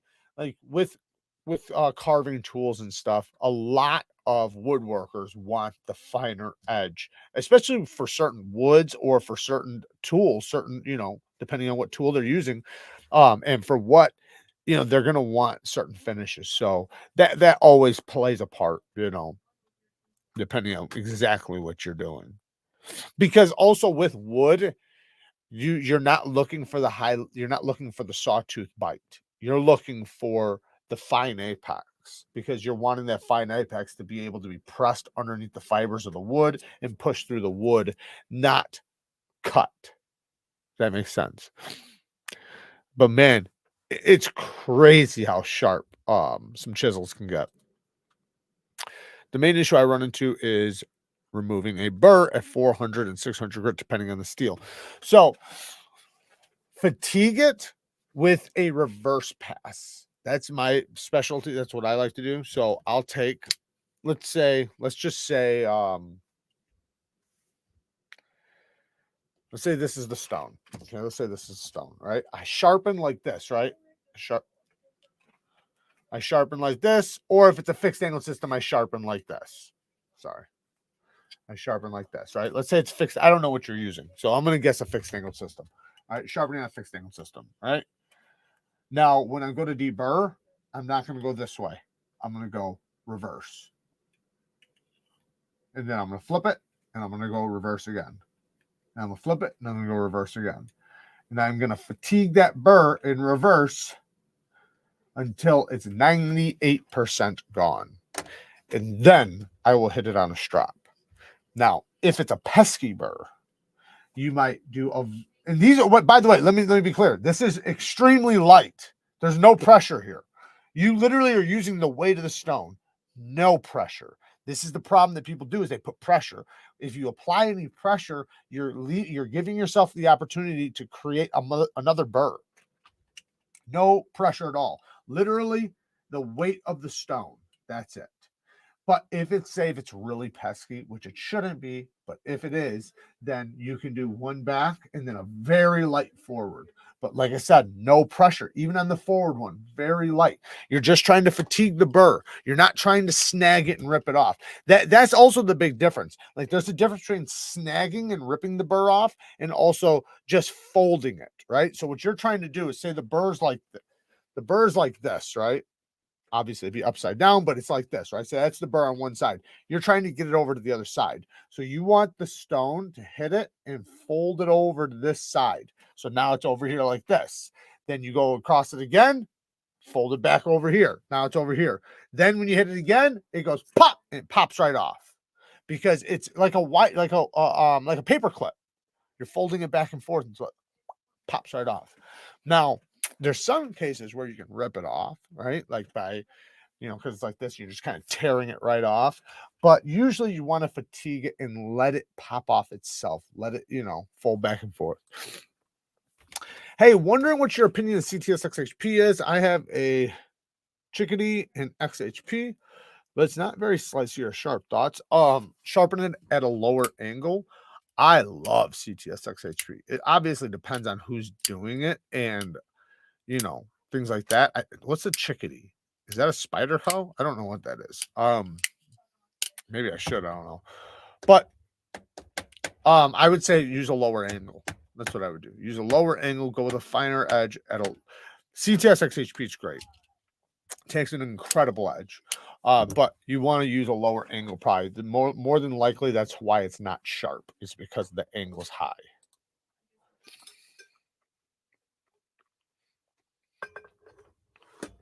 All right, stop. Take it easy, brother. With a thinner, wait. Oh, before you hit the head, with a thinner blade, like the KIZER clipper, I went with a higher angle since it's so thin already. Is that wrong? All right. Well, it just depends. If it's super, super thin, then yes, you can go with a little bit higher of an angle than a super low angle. But that doesn't mean you want to go with a high angle, right? You don't want it to be obtuse. You just don't want it to be fragile. So I would say it depends on what high is for you. I wouldn't go over 20 degrees on the clipper. So if the highest, you could say 22. Say 22 degrees. I wouldn't go higher than 22. So I think 20 degrees will leave a plenty of toughness on that edge. Did I pass up a... What the hell just happened? Oh, there it is. Rams! Thank you for the 5 bones. Thank you, Jared. I've been struggling lately with the KME and have apparently been deburring incorrectly. That explanation just gave me a a light bulb moment. Very cool. Yeah, dude. Yeah. And it's weird. Those little details make all the big deal. Every fucking like seriously, I guarantee if you try that, you know, even if you struggle with it a little bit, just continue doing it, because what you'll do is you'll get the feel of it, you know. You'll start getting the feel of it, and the motion will become easier and easier.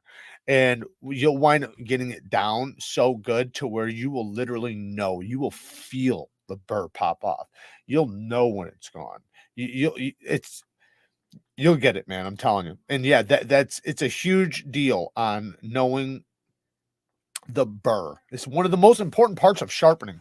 And that's the part, like when I was learning, I heard everybody talking about the burr, right? You know, and I knew what the burr was, but I didn't realize how, because I don't think anybody ever drilled it into my head like I drill it in everybody else's head, how important the removal of the burr is. Creating a burr is one thing.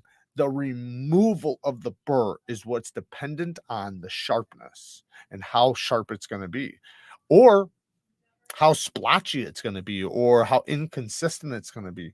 Because I could remove a burr right now, and literally that edge, when I go use it, it's going to microchip all the shit. Because when I remove the burr, it took steel with it, or maybe left some steel. So even though I hit it on a strop, even though it felt like I did everything right, that edge is not going to last as long. It's not going to have a high level of sharpness. It's not going to be consistent. Chris Jones, Bones, been a member for 8 months. Oh, snap, 8 months. 8 months. Thank you, brother. Okay, great. I cut 45 and a half and went with that. So next time I'll go just a little lower. Yeah, I mean, you're right there, though. You know, 22 and a half. That sounds good. You know, 22 and a half should be just fine. If you notice, this is what I would say. If the edge doesn't last as long as you'd like, then lower it. If the edge lasts a good long time for you, because remember, the higher the angle, the less length of edge retention you're going to have. So you are shortening the life of edge retention, but you're increasing the toughness. So decide if the edge holds as long, you know, good for you. And remember, obviously, you strop and things like that, keep your edge, you know, up to par. But if you notice that it gets to a point to where it's dull and it won't strop back, and it didn't seem like it took that long, then lower it down a little bit. If you wind up going for a long time and you're like, man, I'm surprised this edge is still going so long, keep it going. Todd, look what I can do. He's been a member for 8 months as well. Thank you, sir. I appreciate it. Lacey says, when the wire pops loose, because it's so fatigued and crisp that you feel it crack loose, that's when you know the edge is pristine. Yeah, and that's a beautiful feeling when you feel that. When you actually feel, and you'll even see it. There'll be times like where you'll literally have it right there. Like, and sometimes it'll be a long wire too. Sometimes it'll be little pieces of wire. You know, it's always different, but there's some times where you'll get it and it'll be damn near a whole wire, and you're like, holy shit, this is some good stuff. Like right there, you know it. You felt it pop, you can see it, and you're like, ooh, you already know how it's gonna go. So you need to go in the opposite direction of what you were sharpening when removing the burr. Yes. Fatigue, when you're it's called, so think of fatiguing more than removing. And the reason why I say that is because I don't want you to think you're trying to strip the burr off. You're trying to fatigue it. You're trying to make it pop. Like what Lacey just said. You're just trying to make it pop. So if I take a wire right now, I don't have a wire, but if I did have a wire, I could show you. Let me see if I got something that'll simulate a wire. Let's just roll this up. It's gonna simulate a wire. Probably not a very, I could have went to my damn toolbox or got one. Let's say this is a wire, right? If it's metal, it would actually do what I'm about to do. So when you bend it, you just creased it, right? So now it's got a crease point. You bend it back, it's got the crease point on this side. Now, if this is metal, it's not going to do this too many times before it finally pops off. That's what you're trying to do. But you're trying to get it to pop itself. Now, what's going to happen is there's going to be, in many cases, especially with certain steels, softer steels, you know, because there's so many different HRCs and different steels and different toughnesses and different this, different that, that you're going to have some that have steel still left on the burr. The burr's going to have like just little tiny pieces left. And that's where the strop's going to come in. The strop is going to take care of that stuff. That's what the strop is for. The strop isn't for removing your burr, unless if it's like S110V, then it is. But as far as most steels go, the strop is to clean the rest of it off and then to possibly refine the teeth. Because say your teeth will be like this on the edge, you've removed your burr, and this is the serrations that are left at your apex, right? The strop's going to come in and tighten them up a little bit, because it's going to add other micro serrations in between the micro serrations you have. And while at the same time removing any debris that's in between these micro serrations, because there's going to be debris in between each micro serration. That strapping compound is going to clean that out. That's how that works. What time is it? 9:11. Brad Lennox, thank you for the 5 bones. Keep up the great work. Love your channel. Best knife channel on YouTube. Sent the rest of my contributions. Oh, did you? Oh, dude, thank you so much, man. Holy cow. Dude, you're awesome, man. Dude, thank you so much. I do appreciate it, brother. You're awesome, man. Whoa, dude. Hey, come on, man. Brad Lennox just donated 100 bones, man. 100 bones. Thank you so much, man. I do appreciate it so much, man. Brad, you're awesome, man. Holy shit. Thank you. I looked at the thing. I'm like, how much is it? How much did he give? Thank you, bro. Damn, that's awesome. Removing the burr. Climax? Removing the burr equals climax. Exactly. Yes, it does. It can. It definitely can. Should we tell a story? Time to get a watch. Yeah, it's about that time, ain't it, Breeze? It's about that time. Maybe an alarm. Yeah, Kyle, poor heat treatments are mushy and really lame. Yep. Yeah, it can make the removal of the burr more frustrating with the softer steels. And because of that, that's where also, you know, the steel's already softer, so now it's not hard enough to hold the apex for as long. But also the sharpening doesn't go as well. So you have two things fighting against you there on the longevity of your edge. Story time. Let's talk plateau sharpening. What the plateau sharpening?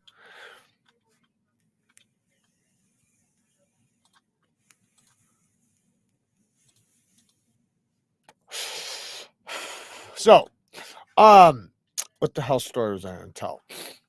Okay, so I've actually told this story in the past, but there's a bunch that kind of intertwine. So, excuse me. I was living in this other town, and I had already charges on me as a kid. So I was a kid on probation. I had caught some cases, and so I was on probation, right? So, but I had gotten in trouble already on probation. So I was basically on like intense probation, where if I got in any trouble, like I was screwed, right? So you'd think I would start slowing down and start being smart, but no, I just even got stupider. I guess I got smarter, just not, you know, in the right way. Anyways, so the cops know like that I'm like up to no good. I'm a kid though. Let me be clear. I'm a fucking kid. I'm not an adult. I'm a kid right now. So young as shit. And I'm running around this town with my friends, and the cops all know me, and they know me well. And they're just like trying to get me. It actually got to a point to where they were stalking me, and I was evading them so much, like I would see them stalking. I knew they were stalking me, you know. But anyways, me and my buddies, we went to this. We had this kind of like a headquarters, you know, this building that we hung out at, and this building had, you know, we had friends that lived in there. But the cops also knew that, right? And instead of avoiding it at all costs, you know, we just figured out ways to run from the cops while we were there. So, like, one technique was because this building had a I don't know what they call it, like a courtyard in the middle. Nothing was down there like in the courtyard, but it's like a hole that runs up through the middle of the building. I don't know if it's like for fires or what, but there's like windows, and you can open up the window and you can actually go into the center of the building where there's just like it's just the sky, right? And there was a ladder, and you can climb up to the roof. And that's what we would do. We would climb up to the roof and then hide, and we'd watch the cops all right there, you know, trying to find us and stuff. But there were times where that didn't, like, we didn't have time for that, right? So I've told the story before, so I'll just tell this part of the story really quick, and then I'll go to another one. I was there, and the cops chased us there, right? And so they were coming in, and so the doors were shut, and somebody happened to be walking out or whatever and got them in. So we know they're coming up. We can hear them, their footsteps, all that shit. And they're definitely coming in. Like they're after us, right? So I opened up a window and climbed out on the outside of the building and scaled the building like this with the cops down below, like around like the street, so you can like see them and shit. And I'm scaling this building, and I don't know who lives in the next apartment. I don't know, but I opened up the window and I crawled inside their shit. Another time I was running, and I ran because I knew they were going to be coming to the room that they knew we would go to. So I left that room and I went to the next door, because there was always new people and stuff. So you never really knew who lived absolutely in each apartment, except for the ones you actually knew, right? And my only out was either one, to get caught right now, which if I go this way, I'm getting caught. And if I go into the room, I know I'm getting caught, right? Or the apartment, I know I'm getting caught. So I quietly opened up the neighbor's door and went inside and hid. And so when I went in there was actually somebody in the living room, and I knew the apartment because of the other apartments, you know, at least, you know, kind of. And I went down the hallway and I crawled in a closet and waited and waited. Well, then I waited long enough that I thought the coast was clear, and on my way out, the person, it was like a lady on a couch or something. She was like, "Stephanie, is that you?" or something like that. I was walking out. Which is just absolutely crazy when I think about it now. At the time, I remember thinking how funny it was, but now I think about it, it's like, oh man, like if I got caught doing that, oh man, I can't imagine. But when I was scaling the building, I had to do that actually a few different times. There was one time I even jumped down and hit the canopy and then hit the ground and took off running because they all came in. So when they all came in, there's no cops out there on the streets.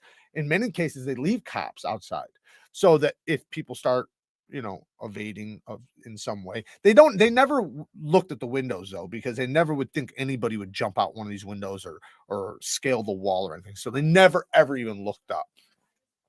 But you know, usually they still leave cops outside. Yeah, one time we we wound up like getting in trouble like 2 blocks away from this place. So they were chasing us, but the cop let one of his partner out. So there was one cop on foot and another cop in a car. And the cop in the car circling the block or blocks, and the cop on the foot is running in between the houses trying to catch us. And there's 3 of us, and we're running, and we could actually, I heard. So all right, so at one point I jumped over a fence and I had a bunch of fucking change fall out of my pocket. We're kids, like, guys, so just, you know, don't be too judgmental. We're kids. I jumped over this fence and I had this change in my pocket. It all fell out. So it was like an alarm system. They could hear where we were. But we kind of made a deal at the time when we were kids, and this is even stupider. Like, we made a deal, like, if one of us got caught, that the other one would defend the other one, you know, like that, you know, kind of like, and I hate to even say this, man. I hate to even say these words, but like that, like, if the cop caught one of us, the other person wouldn't leave the other person behind, would come back, you know, and try to help them, like by pushing the cop over, you know, fighting, whatever, just some way to where we could fight and then dip out. So you know what that means. It's kind of like jump the officer kind of thing, you know, which is absolutely stupid. And one time we got split up, and that time I was talking about, we got split up. So one of my friends was not with us while we were running around. And so it was me and somebody else. And we heard, I thought it was the cop. We heard the cop huffing and puffing and was coming. And we thought it was the cop. We thought it was the cop. And as soon as he turned the corner, me and my buddy, like kind of, because we were stuck. We were like kind of cornered. So there was nothing we could do. And I wound up hitting my buddy because he came around the corner, and we thought it was the cop, and we thought we were trapped. So we thought we were going to have to fight our way out. And it luckily it wound up being my buddy, but he wound up getting rocked and hitting the ground. But like, he was all right. But no, it was completely stupid though. You know, when I think about it now, like, just how reckless it was and how much trouble, man, I could have got into. But you know, I think at the time I was thinking it was all harmless. I literally thought everything was harmless. Like, there wasn't nothing. There was just petty. That's what I thought about. Just petty. This is bullshit. Like, I thought it was just normal petty kid shit. I look back at it now and it's like, it was wild and stupid. Sorry guys, I didn't realize plateau sharpening is reserved for professionals. Plateau. Well, I would say it's not.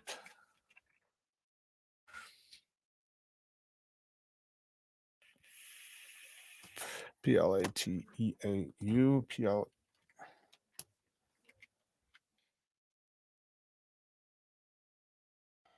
me see what it is. I'm not getting anything. You talking about just in hand sharpening? Hold on a second. Let me turn this down, fucker. In hand, yeah, in hand sharpening. I do that all the time. I teach that. That's how I teach convex sharpening. I'll tell you what, this guy's sharpening here right now, man, it's crazy. I know who it is too, but with the way he's sharpening right now, it's crazy. But sharpening in hand, I teach that all the time. That's how I teach convex sharpening, because you can move the stone while you're moving the knife, but you're not trying to, by the way. You're just trying to hold the stone in hand and sharpen the knife. But in the process, you're doing a little bit of this, which automatically makes you convex your edge. It's impossible to sharpen that way and not convex your edge. So that's kind of the beauty of it, is you're not trying to convex. You never, ever try to convex. You're literally trying to hold the most perfect angle you can possibly hold. So you're holding your stone nice and flat, holding your angle at a perfect angle, holding your knife at a perfect angle, and you're not trying to convex. You're trying to do a perfect edge, but it just automatically gives you one. And if you can hold it as perfect as possible, it will get you the most perfect convex edge.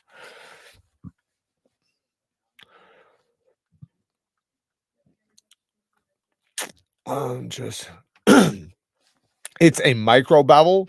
Well, there's lots of ways to do micro bevel. There's tons of ways to do micro bevels. You can do it. I mean, I can name a bunch of different ways to do that. Yeah, I'm shocked too. I mean, maybe it's just the lingo, you know. Um, I mean, if you tell me exactly what it was, like, I mean, if it's micro beveling, that's micro beveling. If it's sharpening in hand, that's why I just say sharpening in hand. He was more devastated he lost some Pokemon cards, not just that loose change. Tell us how you escaped on your Razor scooter. Razor scooter. Is that like a movie joke or something? I never played Pokemon. I don't even know how to play it. When I was like, I remember the kids that did that, but I never played that. I never played any of those games. My little nephew does. That's why I know about it. But yeah, I never got into that stuff. When I was a kid, I remember Pog. Pog was a thing. I didn't get into any of those. I was shooting dice and playing playing spades.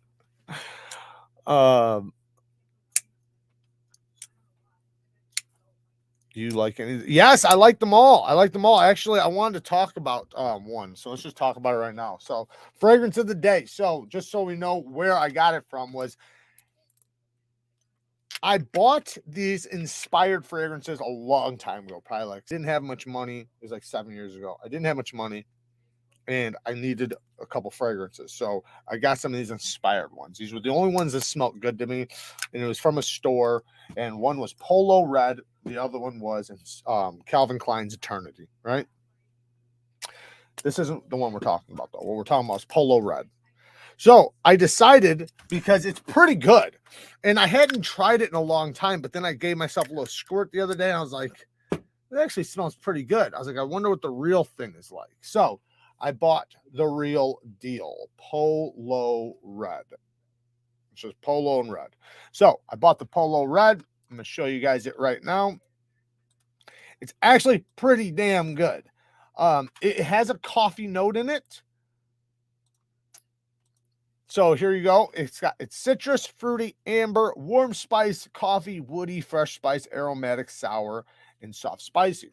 I will say that the coffee note, you don't smell it at first. At first, you smell the citrus and then like a musk, which is the fresh, spicy, sour, soft spiciness. So that's what you smell at first. But over like 10, 15 minutes, that's when the woodiness and a little coffee note comes out. It's not a strong coffee. I'm not a huge fan of super strong coffee notes, so I'm kind of happy about that. But it's a very pleasant scent. Like anybody would like this. This is I would say it's a crowd pleaser. I would say it's mass appealing for sure. It's nothing spectacular in the sense that, like, if you're a fragrance connoisseur, it's going to blow you away. But that's usually a good thing when you're talking about people that are not fragrance connoisseurs, because the best fragrances to the masses, the people that like get into fragrances don't like, because they smell too many that are like that. So yeah, the Polo Red, really good. I want to picking up Polo Blue too. Polo Blue is literally a blue fragrance. That's what it is. It smells very similar to like Versace Pour Homme. It smells like what's the other one? Michonne Wave. I can pull it up really quick, but yeah, it's good. It's a good fragrance.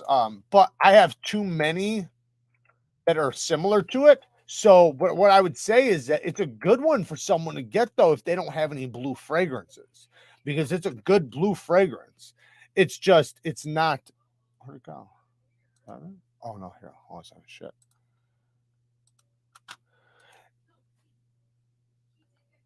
There we go. So here it is. This is it. And it's literally the definition of a blue fragrance. It smells like that shower jelly, fresh out of the shower, almost like a good deodorant, you know, that type of smell. Like, I'm not saying it smells like deodorant. I'm just saying that type of smell. And you definitely got a white musk in there. It's funny that they put it white here, because it does remind you of a white musk.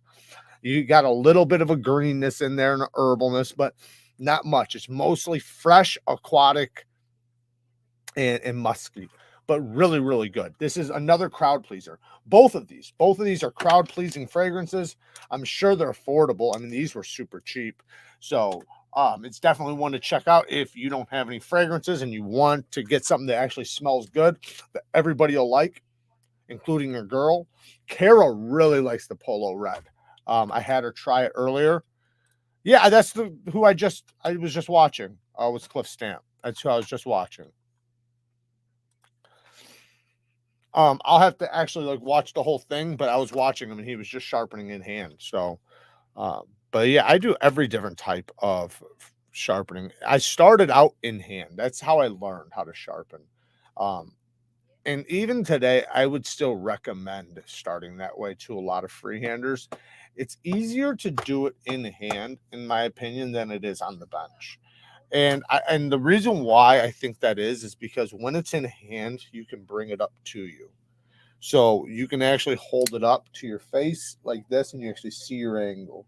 You can watch it really closely. So if you fluctuate up or fluctuate down, you can see it. When you're all the way down here, it's harder to see that. So, I just had a screw fall out of this. Luckily, it was in my hand.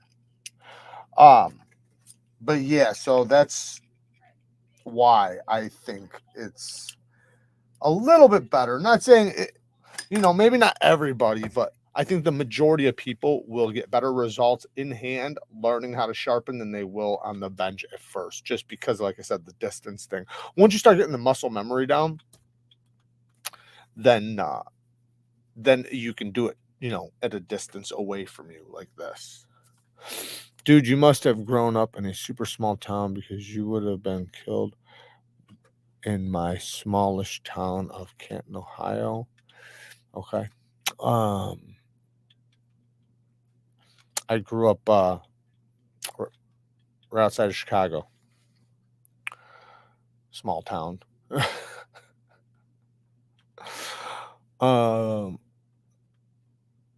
Never played Pokemon. Yeah, me neither. Yope or high karate. What does that mean? A real man smells like Old Spice. I'm going to disagree with that, but to each their own. To each their own. To each their own. I think there's some great fragrances. I actually there's this Alexandria fragrance company. They do samples. This is a sampler set. And these are clones of other fragrances. I'll just show it to you really quick. So it's a whole bunch of clones. So these are not the real scents, but they tell you what scent they're supposed to be. And they're pretty damn good. There's a couple. I got a couple in here that are like blowing me away right now. I'm going to talk about them later on another day. But there's a couple in there that are really, really good. There's this one. It's got like a lemony pepper. I know that sounds weird, but the lemon pepper, like I actually don't like that part. It goes away, and then it turns into this whole other fragrance that's got like this sweet lemonness to it with maybe a tiny bit of pepper, like some type of spice in it, but in a good way, man. It's blended together so damn good.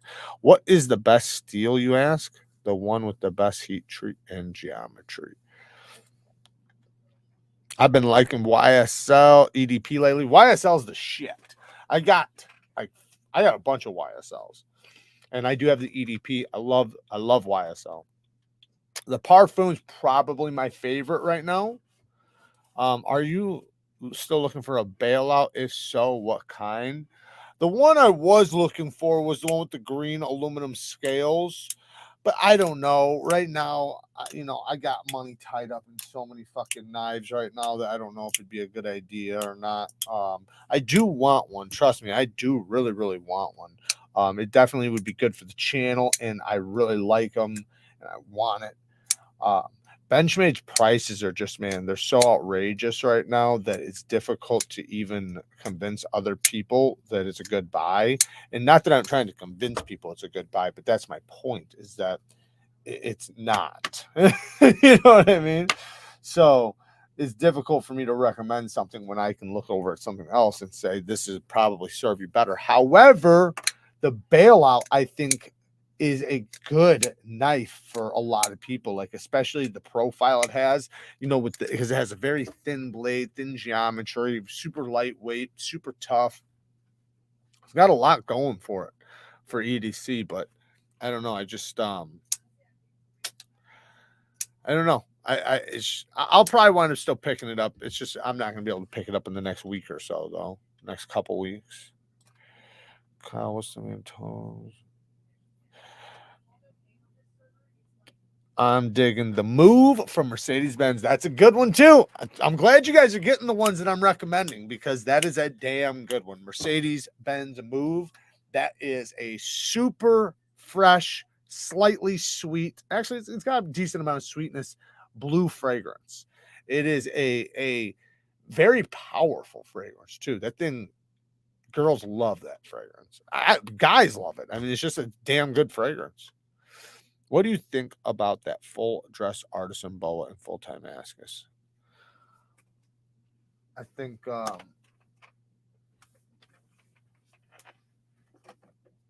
like it a lot. We'll be checking it out. I'll show you guys on the 8th. I can't show it till then. Oh my god, that stuff is rough. When older men wear that, it kind of makes it tough to breathe when you're standing near them. The Old Spice. Yeah, the problem is that so there's some fragrances. So back then they didn't. I mean, they had a ton of fragrances back then, but a massive amount of men got the same one. And it made it to where men were wearing the same fragrance across the country. So, and got hooked on it. And men back then would buy one fragrance and that's all they'd have. Not realizing a man should never have just one. Because one, like Lacey just said, makes it to where people can't stand sitting next to you because it's the same one every day. Like if you work in an office or something like that, nobody wants to smell the same thing every single day, every day in and day out, day in and day out, day in and day. You start getting sick of that scent. Just like anything. Like if you worked in a bakery, right, you're going to start getting sick of fucking the smell of donuts. Even though the smell of donuts might be great. So you want to swap it up. You want to switch it up. You want to have a little bit of variety. And then also, the worst thing to do is to wear a winter fragrance in the heat of the summer. Now you're just choking people out. Like I got one right here I was going to tell you guys about. It's a clone of By the Fireplace from Replica. This is an Arabic fragrance. This company makes clones. But this is not an exact clone, by the way. This is actually very different. It's supposed to smell like you're by a fireplace. And it does have that burning wood note, but it also has like almost like a roasted marshmallowness to it. So it's got a sweetness to it. But the actual By the Fireplace Replica smells like By the Fireplace. Like so some people love it. A lot of people hate it because it smells like burning wood. And who the fuck wants to smell like burning wood? I do hear that there's still sweetness in that one too, but supposedly this one kicks down the burning wood so it's not as pungent and then has the similar sweetness. So like it's just mixed a little bit better supposedly. So that's why I bought it. I was going to get Replica By the Fireplace, but this is a winter fragrance though. I would never wear this in the heat of the summer. It's a little too heavy. It's a little too, it's too heavy. It's good though. Fucking phenomenal scent. Definitely a good one for like getting close on the couch, something like that, by the fireplace. It's a real good one. But you got to know the occasion, right? You got to have the right scent for the right occasion. What did you carry today, Jared? So right now I got RSK on me, but I'm in jogging pants, and I got the original goat scales on that bitch. Definitely get original goat scales, man. It makes every knife better. Man, the titanium scales on the 8010 though, whoo-hoo, I am loving these titanium scales. They make this thing an absolute beast. Listen to that thing. It even sounds better. I'm gonna turn it up on you guys.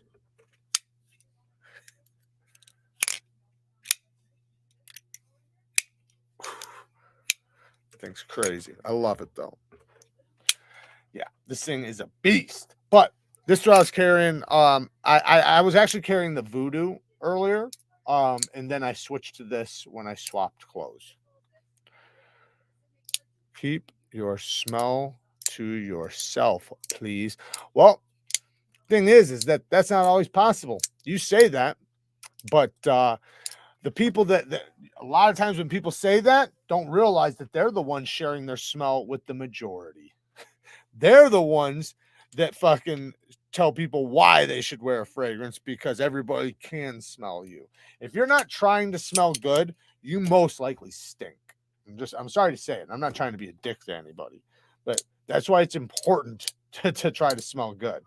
You know, everybody knows the guy like getting into a cab or an Uber or on a bus or on a train or in an elevator, and you got that fucking guy next to you that just smells like assholes and barbecue chips. And you're like, fuck, man, get me away from this fucking guy. You don't want to be that guy. It's better to just smell good. And that doesn't mean you have to douse yourself. It doesn't mean you have to do that. I would never recommend doing that. I'm saying you want to make it to where people got to get close to you to smell it. You don't want them to smell you across the room. Now, sometimes there's some occasions where it's like, you know, okay, I'll smell good for the masses. But, and then there's some fragrances that are just very difficult not to do that with because they're so pungent. But there's a lot of close to the chest fragrances that are literally somebody would have to hug you to smell it. But if they're right there on top of you, like elevator in an Uber or something like that, they'll get hints of it. And they'll smell, this guy smells fresh, this guy smells clean, he doesn't stink like assholes. Buttholes and sushi bar, yeah. And you don't even see, the thing is it's not even that you have to, if you shower regularly, wear deodorant, you're probably pretty good, you know. It's good to have something, an aftershave, you know, something to just up it a little bit more, you know, to make it last longer. Because the thing is that a lot of things don't last the full amount of time until, you know, you can get back to the shower or whatever. So it's nice to have something that you can maybe just hit your clothes with really quick. You know, now you don't have, you know, the scent of your armpits going everywhere and everything. But yeah, homeless people smell like beef, vegetable soup, and Fritos. I can't eat Fritos anymore because of it. Check out this flashlight. Speaking of that, check out this flashlight. It's this new Olight Seeker 4 Pro, 4,500 lumens, I think it is. It's got a dial on it. And boy, is it pretty powerful. So you can actually turn it on, and then you can turn it up here by just rotating the dial, like I said, or you can just hit it. So you can choose where you want it and how you want to set it. But the way you charge it is it goes in this, you can clip this to your hip, so it does do that, but then this is also the charger. So you have to plug it in there and then drop that in there. It's pretty cool. It's actually like, it feels very solid. It's a great flashlight. I also have my Surefire right here. I like this little guy. It looks like a taser. I had this going in the airport. They made me turn it on because they wanted to make sure it wasn't a stun gun or something. They're like, "What is this?" I was like, "It's a flashlight," and they were trying to mess with it, and then they got scared. They're thinking like, "Oh, I don't want to shock myself." They're like, "Can you do it?" Should have, yeah. I should have did that. Just the noise, you know, like touching with it. They would have loved that. Arrested. Through Night's really good too. I got this one right here too. This is super bright. I like that it's got the tail switch. That's the one thing I wish that one had, was a tail switch. But it's got the charger at the tail, so I guess that makes sense. But these tail switches make it to where, you know, if I just want a low light, I just hit this button. You know, now I have a low light. But if I ever need that turbo, I got that turbo. Then there's this old light. This guy, the arc field. This thing is pretty dope because it's got the laser for your dogs or cats, whatever. You guys can see it. And then it's also got a flashlight. And it's not like super bright. As you can see, it's not super bright, but it's just perfect for, it's actually dead though. I didn't charge it. but it's perfect for like dog walks and stuff. Bones with the 2 bones. Ordered the 2 Musk and Hustles, Ombre and Baccarat. Yeah, how you like them? Oh, did you get them yet? I'll tell you what, man. I know you said that you tried that. What was that other one that I had with that one? Damn it, I can't remember the name of it now. Shit. What was it? Oh, it's right here. The Polo Black. The Polo Black. I know you said you tried Polo Black, but I'm telling you, if you like those fragrances, get the Polo Black and mix it with the Ombre, because the Ombre, it's not the same as the spray, like the Tom Ford. It's sweeter, because remember, those Hustles or Musk and Hustles, they're concentrated versions, so they're going to be more potent. So when you get the Polo Black and you mix it with, oh man, dude, that's like one of my I love it. I need scales for my full size Ritter Hogue. Any suggestions? Yeah. Damn it. Go to Original Goat down in the description. 15% discount code. They should have some there. Saw my arch nemesis in your last video. Led me to your live stream. Yeah. Was that did you loan it to Metal Complex or something? Because I stole some shit from him. And then I also stole some stuff from Instagram. I don't have one, so I had to steal stuff from people. You know, I've never even touched one. So, boy, do I want to, though. But I know how sought after they are, and I know how much people love them. So, and I can tell. I know Sharp by Design, so I know it's good. You know, it's kind of like asking, is a Ferrari good? Like you kind of already know that it is. Haven't got them yet. Your fault if I hate them. I love Polo Black. I have the real stuff though. Order me. What I'm saying though, you ordered me some more Jazz Club. Oh, I'm gonna get a bigger bottle of Jazz Club too, and I still got to order a big bottle of red tobacco. I'm surprised I still have a tiny little squirt left that I'm savoring. Anyways, so what I'm saying is that the Polo Black you have is not going to be the same as that Polo Black because it's a concentrated version. Just know that it's not the same. I've smelt the fragrances because I bought the real things, you know, or at least the real clones of the real thing, and they're similar, but like I said, it's much more potent though. Like the sweetness is elevated like tenfold. So it's much different. Like, okay, so the ombre leather is very leathery, slightly sweet. The one from Husk and Muscle is very sweet, slightly leathery because of the concentrated version. Do you have any company that you gave up on? Mine's Hogue, because always something wrong with them for me. QC wasn't good for me. I'm sorry to hear that, Austin. I actually had play in this when I first got it, but the original goat scales, now mine is rock solid. I love it. I'm so happy I didn't just return it though, because I was literally about to, because it was pretty significant up and down. And I was like, how the fuck did they let this leave the factory? So I kind of understand what you're saying. But once I threw these scales on there, tightened it right up. Shout out to Original Goat, 15% discount code. But yeah, there's a bunch of companies there's a bunch of them. I've made a video on some, so you can go watch that video. What companies to stay away from or something like that. I did that video. And then you guys know the story with Liang Ma. I don't tend to mess with his stuff, but I do think he still has good. I mean, Riet does him, so you know, I still think his shit is awesome. I'm just not messing with him because it's more of a personal thing for him more than the knives. Had to order the 10 mil samples, the bigs of Cedra and red tobacco or steam. Yeah, I know. For sure. I didn't realize Armani Mania was discontinued and is regarded as their best ever. I have nearly full mid-size bottle. Their best ever? Maybe I need to try that. I got some Armani. I love Armani Code. Ooh, Armani Code is the shit. And I didn't even like it when I first got it. It was like it was a little too creamy for me. Now I don't even pick up the creaminess. It's so good, man. It's a nice, it's a leatherness. It's like leathery suede with some sweetness. It's so fucking good.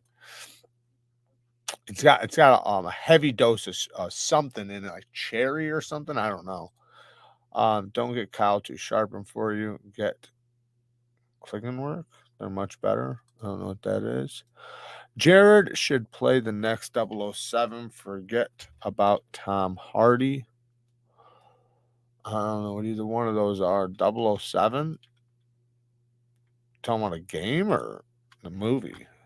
When I get enough to buy original goat for my 20.5 and use your link, I may have to send it in for you to install. They're easy. The 80 20.5 is easy to scale swap. It is not hard at all.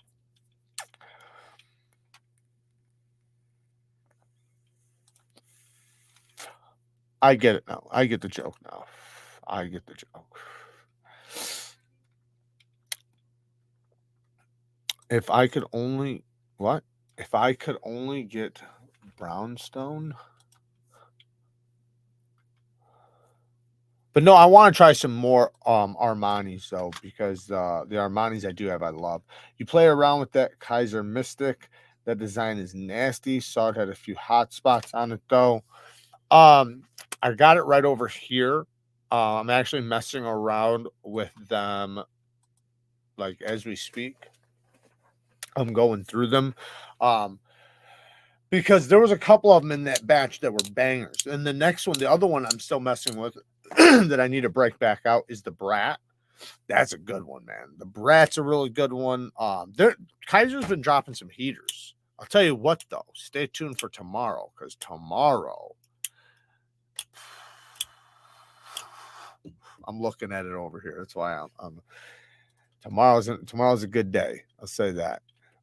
Get your money ready. Get your fucking money ready. You paid $2 to drag Jay back from flashlights. That smell that to set you drunk.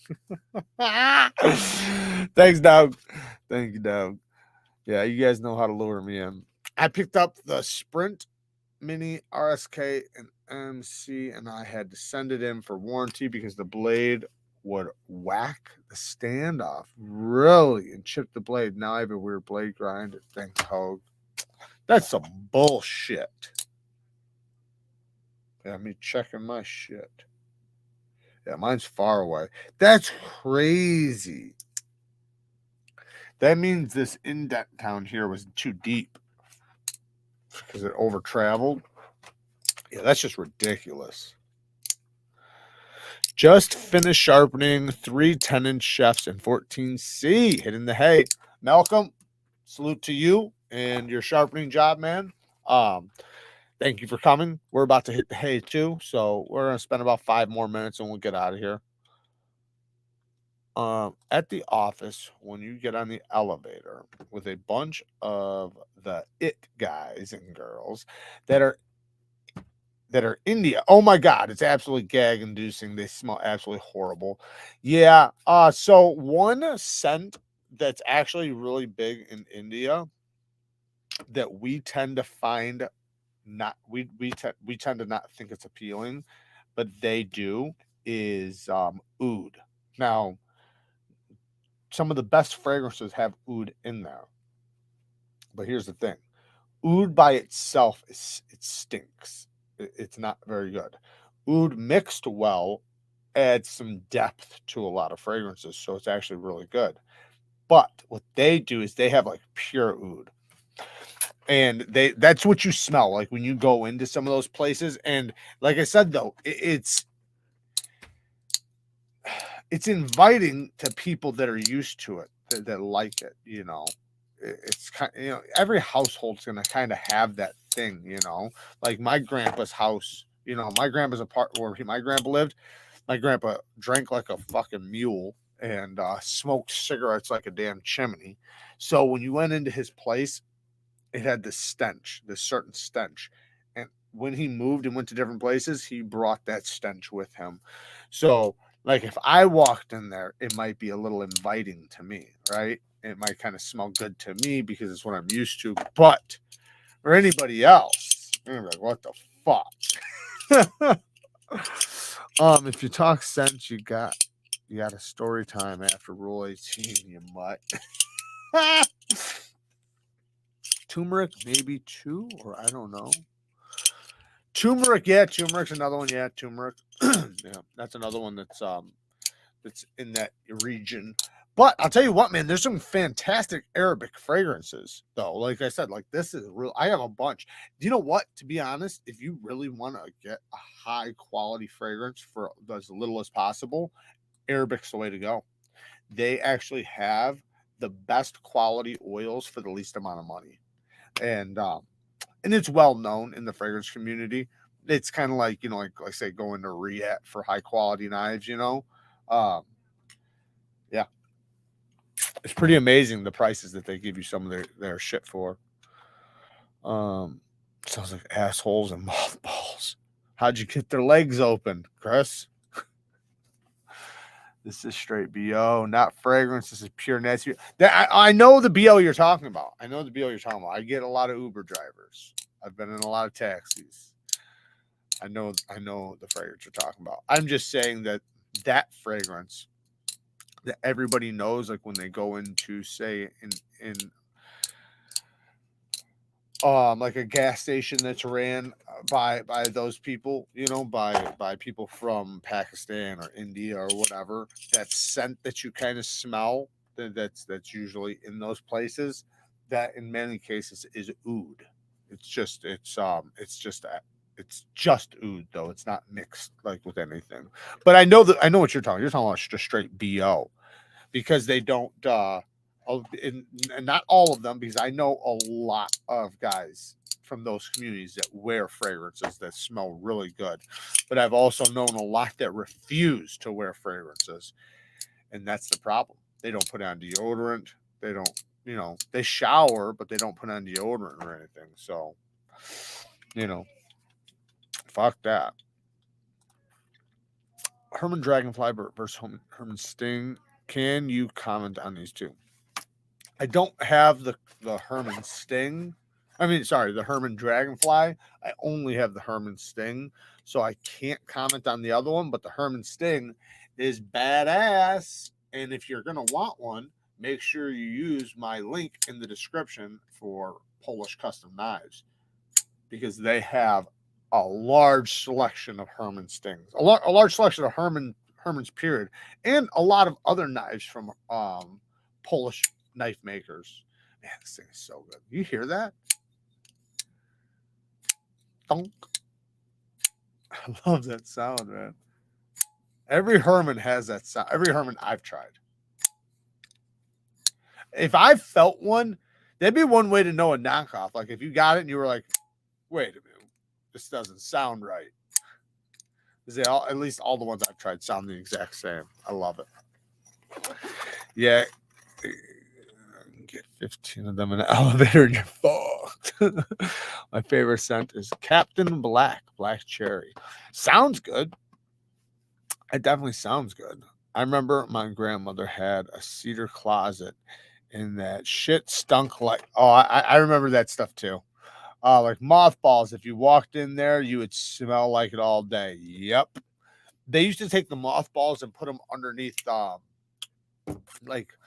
underneath the houses and trailers and stuff when I was a kid, to keep away from the skunks and the raccoons and stuff. So they throw them all into there. So I remember mothballs was like a common thing when I was younger. Now I haven't seen a mothball in like 20, 30, maybe not 30, but like 20 years. Probably longer, probably like 25 years. But when I was a kid, yeah, it was a common thing in closets, like you just said. To keep like mice away or whatever, or moths away, and mice, I think both. Bacon is proof God loves us. Pine can trigger my memory pretty well. There's some really good pine fragrances. Horrible diet brings out horrible. That is so true, John. That is so true.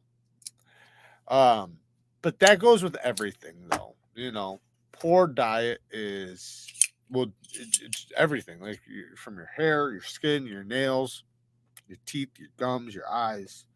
All of it focuses on your diet. You know, or all runs from your diet. You know, like a car, right? If you had a nice car, you know, let's just say it's a Porsche 911 twin turbo. You're not going to put sugar water in there, right? Because it would run like shit. Same thing with your body. Same thing with your body. And, you know, that's, if you can get yourself on a decent diet for like 3 months, not even, I'd say a month, 2 months, you'll really start feeling the effects from it, because the first month, you know, you're kind of struggling with it and fighting, and it's tough, you know, because you have cravings and this and that. But there's ways to stop cravings. You know, you just have to have certain things that are supplemental to those cravings.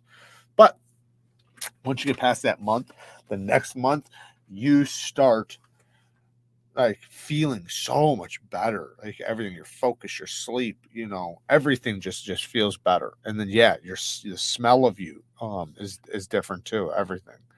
A pretty woman wearing a flannel shirt that smells of spice, that is a scent that is compelling. There, I'm half a I'm half a fag. Oh, it's hilarious. What do you think knife of the year is going to be? I know what it's going to be. I already know what it's going to be. And I'll tell you what. Tomorrow, you guys are going to see at least number 2. It might even, I'm not going to say it's going to be number 1, because I do think, or I do know, that the next one coming is possibly better, if not very similar. But the knife I'm going to show you guys tomorrow is a damn good one. As far as production knives go and things like that are not custom, not pre-order or anything like that are just knives you can downright just buy right now, well, tomorrow, it's definitely on the list, I'll tell you that much. The Sting is equally as good to the Dragonfly. Just depends on which design you like better. I have both. Yeah, I haven't tried it, man. I'm sure they're both equally as good. I think I did try it, actually. Let me look at it really, because I think I did try it.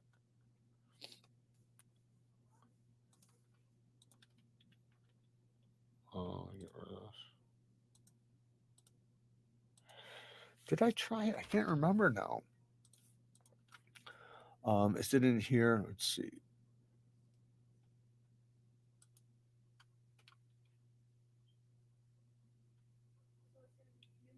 So it's called the Dragonfly. I wonder if these guys have it. The Mantis. Maybe they don't have it. Maybe I haven't seen it. I have tried I tried another one. I tried the Sting and then one other one. I just can't remember which one it was. You guys are making me look it up. Urban Dragonfly. Okay. And it looks just like the Sting. I guess the blade's a slight bit different. Yeah, they're both dope. But they're both, I mean, oh, I like that spine. Let me show you guys what I'm looking at. I do like the spine on the Dragonflies. It's pretty dope. Where'd it go? And they do have it, by the way. This is at Herman Customs. So, but see the look at that. That looks dope, doesn't it? Doesn't that look cool? I like that. Let's see what else. Lock bar looks similar. Same 3 dots. Is this it, man? It looks just like the Sting. Yeah. I mean, that's it. It says folding knife Dragonfly 26. What else is different? It looks so similar. Maybe did they mislabel it or something? Is that it?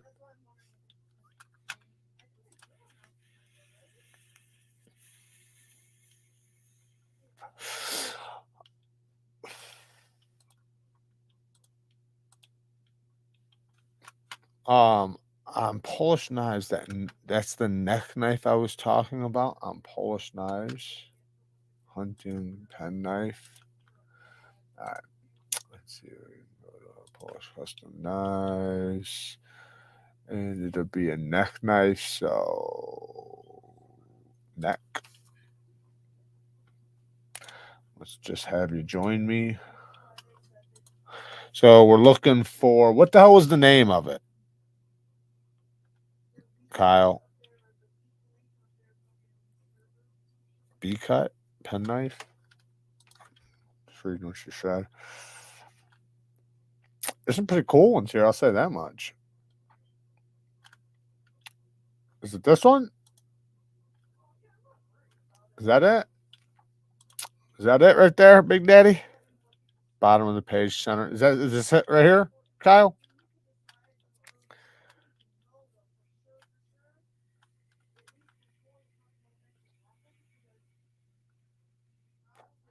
Where effing typos? My most expensive blades are my Spartan, Strider, and Hinder. Where would you go from there? So from there, I would try something like a Holt. That's what you're gonna want. You're gonna want a Holt, a Koenig, something like that. I think you'd really like a Holt from there because you have your hard use done. You got your hard use. Now, if you're wanting to go more hard use, then I could lean you that way. But you sound like you need an EDC. Spartan, Strider, and Hinders, hard use. You need an EDC. You need a Holt haptic. That's what you need. That's it. Looks intriguing. I want to try out. Yeah, it looks cool. Nice little Persian. I like this wood, man. What the fuck? Yeah, that's some sick looking wood. Ooh. Nice sheath too. Ooh, they're a little off on the tip with the grind. It's all right though. It's common. No, it's dope. I like it. Very cool. And those fixed blades are actually relatively affordable considering they're handmade.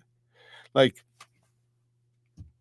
there's like USA fixed blades, obviously they're gonna be more expensive than those, right? That's the reason why, like if you look at a Herman custom, right, they start at like $600-$700, $750, $800, all the way up to thousands. But in the USA, that knife's gonna be $1,000 knife, the same knife at 700. That's just the way it is. So you have the ability to spend a little less going over them. And if you look at some of their other fixed blades, they have a bunch of hunting knives and things like that for like $160.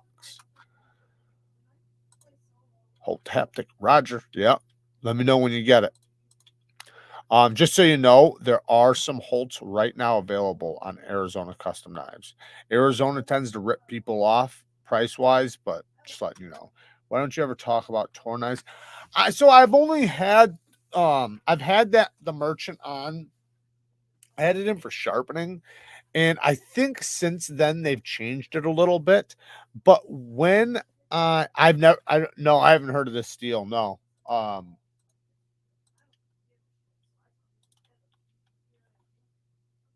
have no idea what that is. Bester B cut? I have no idea what that is. Um, fuck was I talking about? No, I don't remember what the hell I was saying. What the hell was I just talking about? Somebody asked me something and I forget now. What an idiot. Sorry for whoever I was answering a question to. Now I can't remember what the hell I was saying. I feel like an asshole.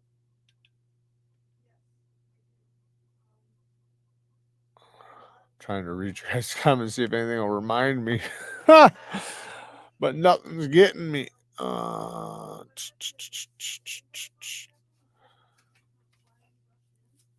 Any particular brand of 1000 times USB microscope you recommend? Yes. This one. Let me show you. Because you don't want to spend a lot of money. There's affordable ones. So if you go to let's go to. Let me go in here. Let me try to. Oh, I'm already logged in. All right, so let me grab copy link. I'm going to put it in the top of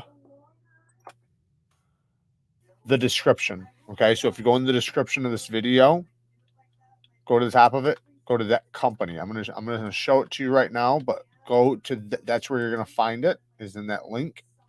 I just dropped it at the top of the description for you. But right here, let me find it. Accessories, I think.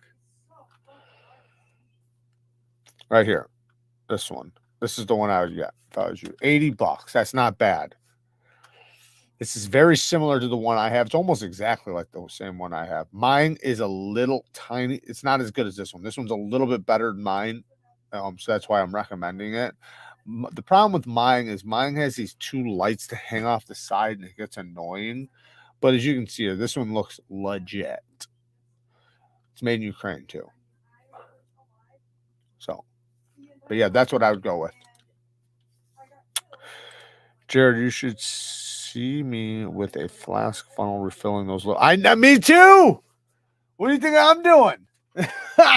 Me too. Smells good as hell in my room when I'm done, though. Yeah, dude. There's sometimes like, because especially if there's a powerful one, dude, my hands, I'll be like, I don't even have to worry. I just gotta smack myself a few times. What he's talking about is like there's these little funnels where you can take and you can put them in these bottles and you can take fragrances and spray them into the funnel or pour them, you know. But yeah, smells like a whorehouse when you're done. Hard H. But yeah, I got the ones you sent me right here. There's some good ones in here. Got them right here. This Paco Rabanne. Yeah, Paco Rabanne, man. Or no, that's the Versace right here. Yeah, the Paco Rabanne, man. That's the same one who does the 1 millions. Man, he knows what the hell he's doing, man. He's an absolute beast. That's a good one. They're all good. Every single one of them are good. All right, guys, I'm gonna get out of here. John just posted his CKF Evo 4s on Instagram. Pissed I missed that pre-order. The pre-order's already over. I thought is it already over? Damn, that was fast. You know, I really want to get one of those too. I'm sorry, Deacon, because I really want to get one of those too, and I might have jumped on that, but it's tough, man. Like the one that's quite a bit of money, right? I really want one though. I really, really, really want one. Like bad. But yeah, it sucks, man, when you get those ones that it's just like it's gonna take a long time to get, and they go so fast. It's almost like it's a struggle just to get it. But the one good thing, the upside, is that you can sell it if you ever needed to and make probably a couple $100 on top of what you spent. They have the React T1000 shipping now. Nice. All right, guys, I'm gonna take off. My tongue is shot. It's probably my mouth's probably bloody. I love you guys. I appreciate all the love and support, all the donations tonight. Shout out to everybody who did donate. Don't miss that video tomorrow. You guys are gonna freaking love it. And you know what? And whoever missed any drops, don't worry. Just wait till tomorrow because there's a good one coming. I love you guys. Work hard, stay tough. You know society's relying on you. Until next time, peace.